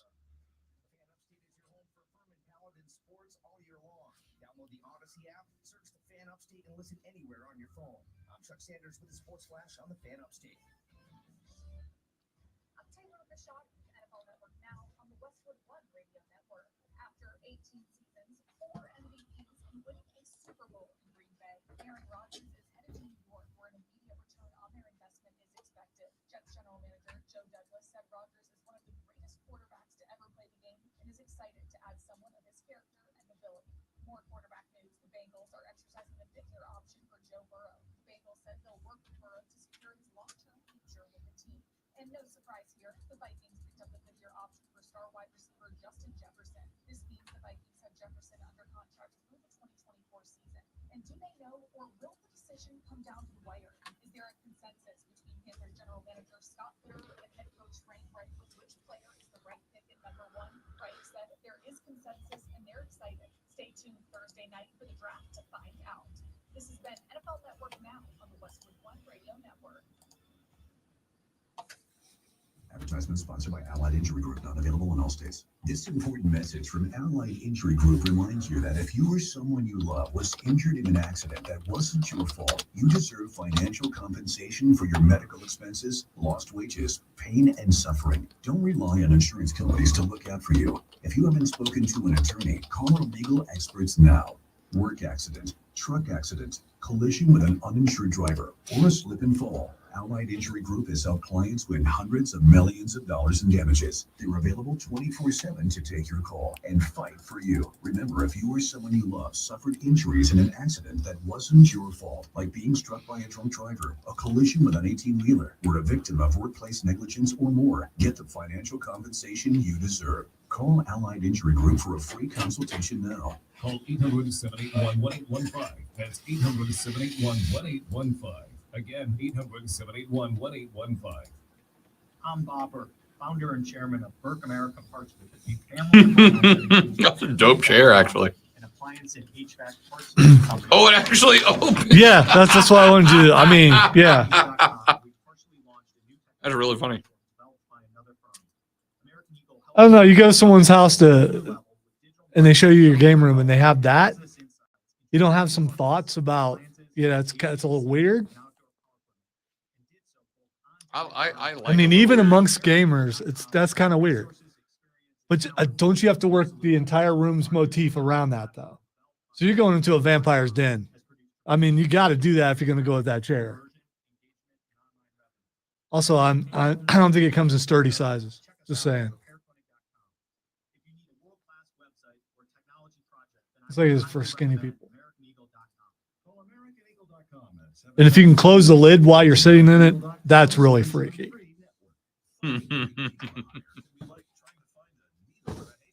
That's how you rage quit games now? Yeah. What does Rob want his Saints to pick at 29? Defensive, probably defensive end or tackle. Got to go D-line. The Saints can win the division. So can Carolina. Atlanta and Tampa, I'm not super convinced about. So what you got to do if you're New Orleans is everything you can to make a rookie quarterback's life hell for the Panthers. And by the way, Luke, as far as what Kansas City goes, who cares? They're going to do the right thing no matter who they pick. So, I mean, it's just I know how that sounds, but they might pick someone obscure and you go, who in the world is that? And next thing you know, there's Pacheco out there just going nuts on the field. I mean, they're just But good at you it. find those guys in the 6th round. Yeah. Pacheco was wasn't he a 6th rounder or 5th rounder? I'm hoping the Panthers or the Chiefs go with either wide receiver or edge rusher of some kind. They need defensive help bad.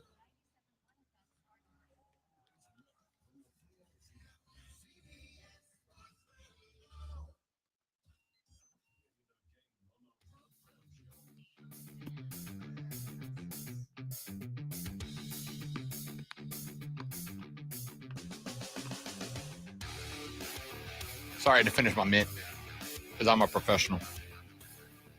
What was that, or smack the mint into the mic, which you've already said you hate. Or just realize you got to go on for one more segment and don't go with the mint. I mean, there's I that. thought I had another 30 seconds or so. All right, ladies and gentlemen, wrapping up the Rob Brown Show here on the Fan Upstate. Again, one more time, one more reminder. Tomorrow, Lonzo and I will be live at Twin Peaks in Greenville, Woodruff Road.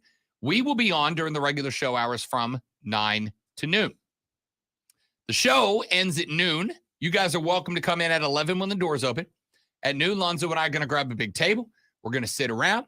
We're going to talk some football. We're going to eat some burgers, some hot wings, some French fries. Probably dip them in a little ranch to go. I got to go get Wrenched ice cream for Saturday. Damn it. Oh, I'm so less excited than I was 2 seconds ago. Anyway, we're going to grab the biggest table. You guys in the Armada are welcome to come join, welcome to come hang out, welcome to come spend some time with us, talk some football or whatever else you want to talk about. The Rise guys will be there as well. And then at 3 o'clock, Offsides with Mark Ryan and Diesel. We'll go live on the air. Come talk some football with them. They will take it up till 7 o'clock. That is when coverage of the draft starts. Carolina officially goes on the clock at 8 p.m. By the way, first pick should be by 8:15. I dare you to see if you can make Diesel smile.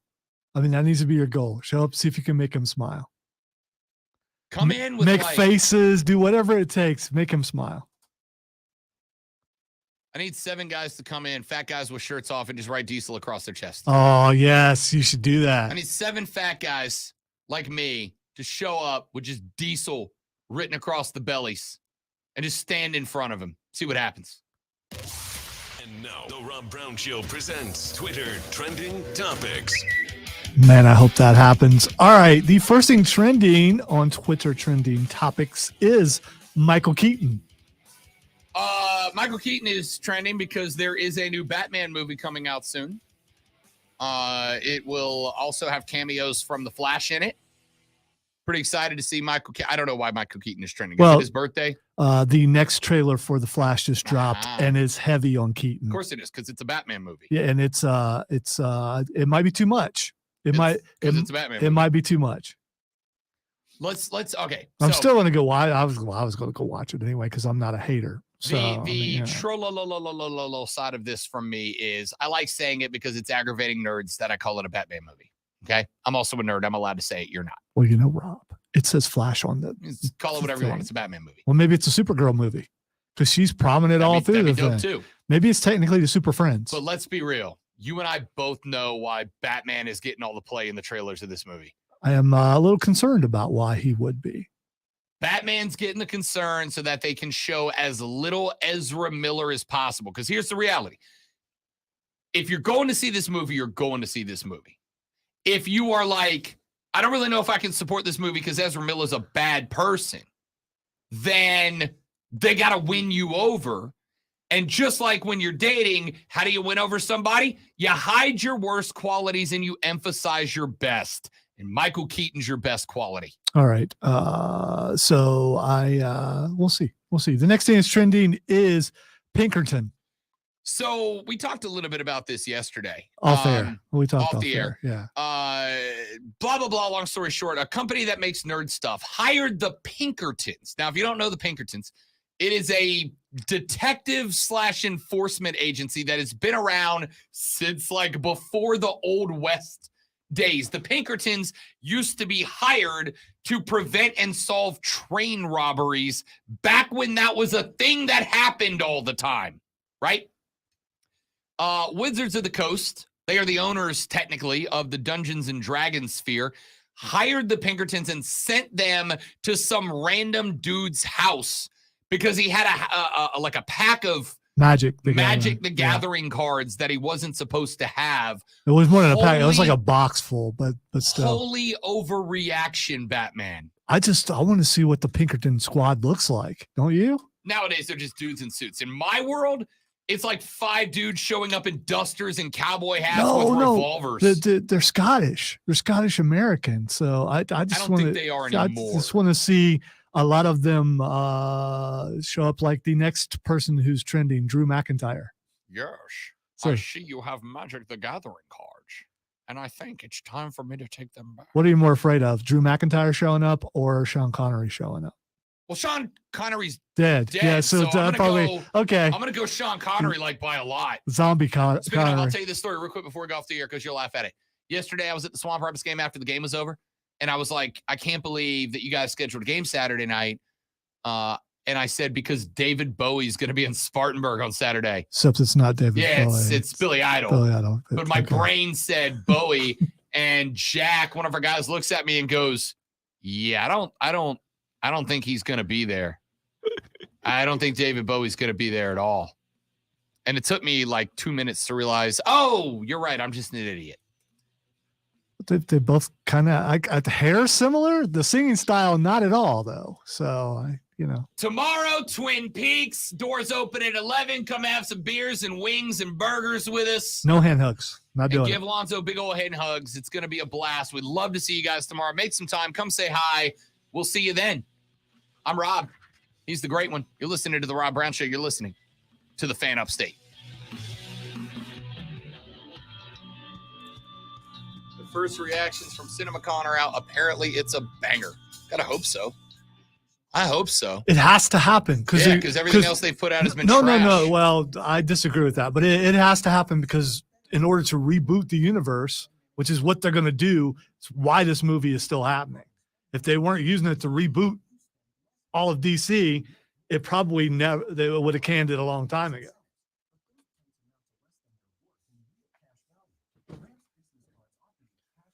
Ladies and gentlemen, you're all spectacular people. Thank you so much for hanging out with us every day. If you're going to be at Twin Peaks tomorrow, we'll see you then. If you're not, reevaluate your life choices and do it anyway. Well, we'll probably still be on stream, so you still could see us. But, it's not the same, we got though. it worked out. We'll let you know.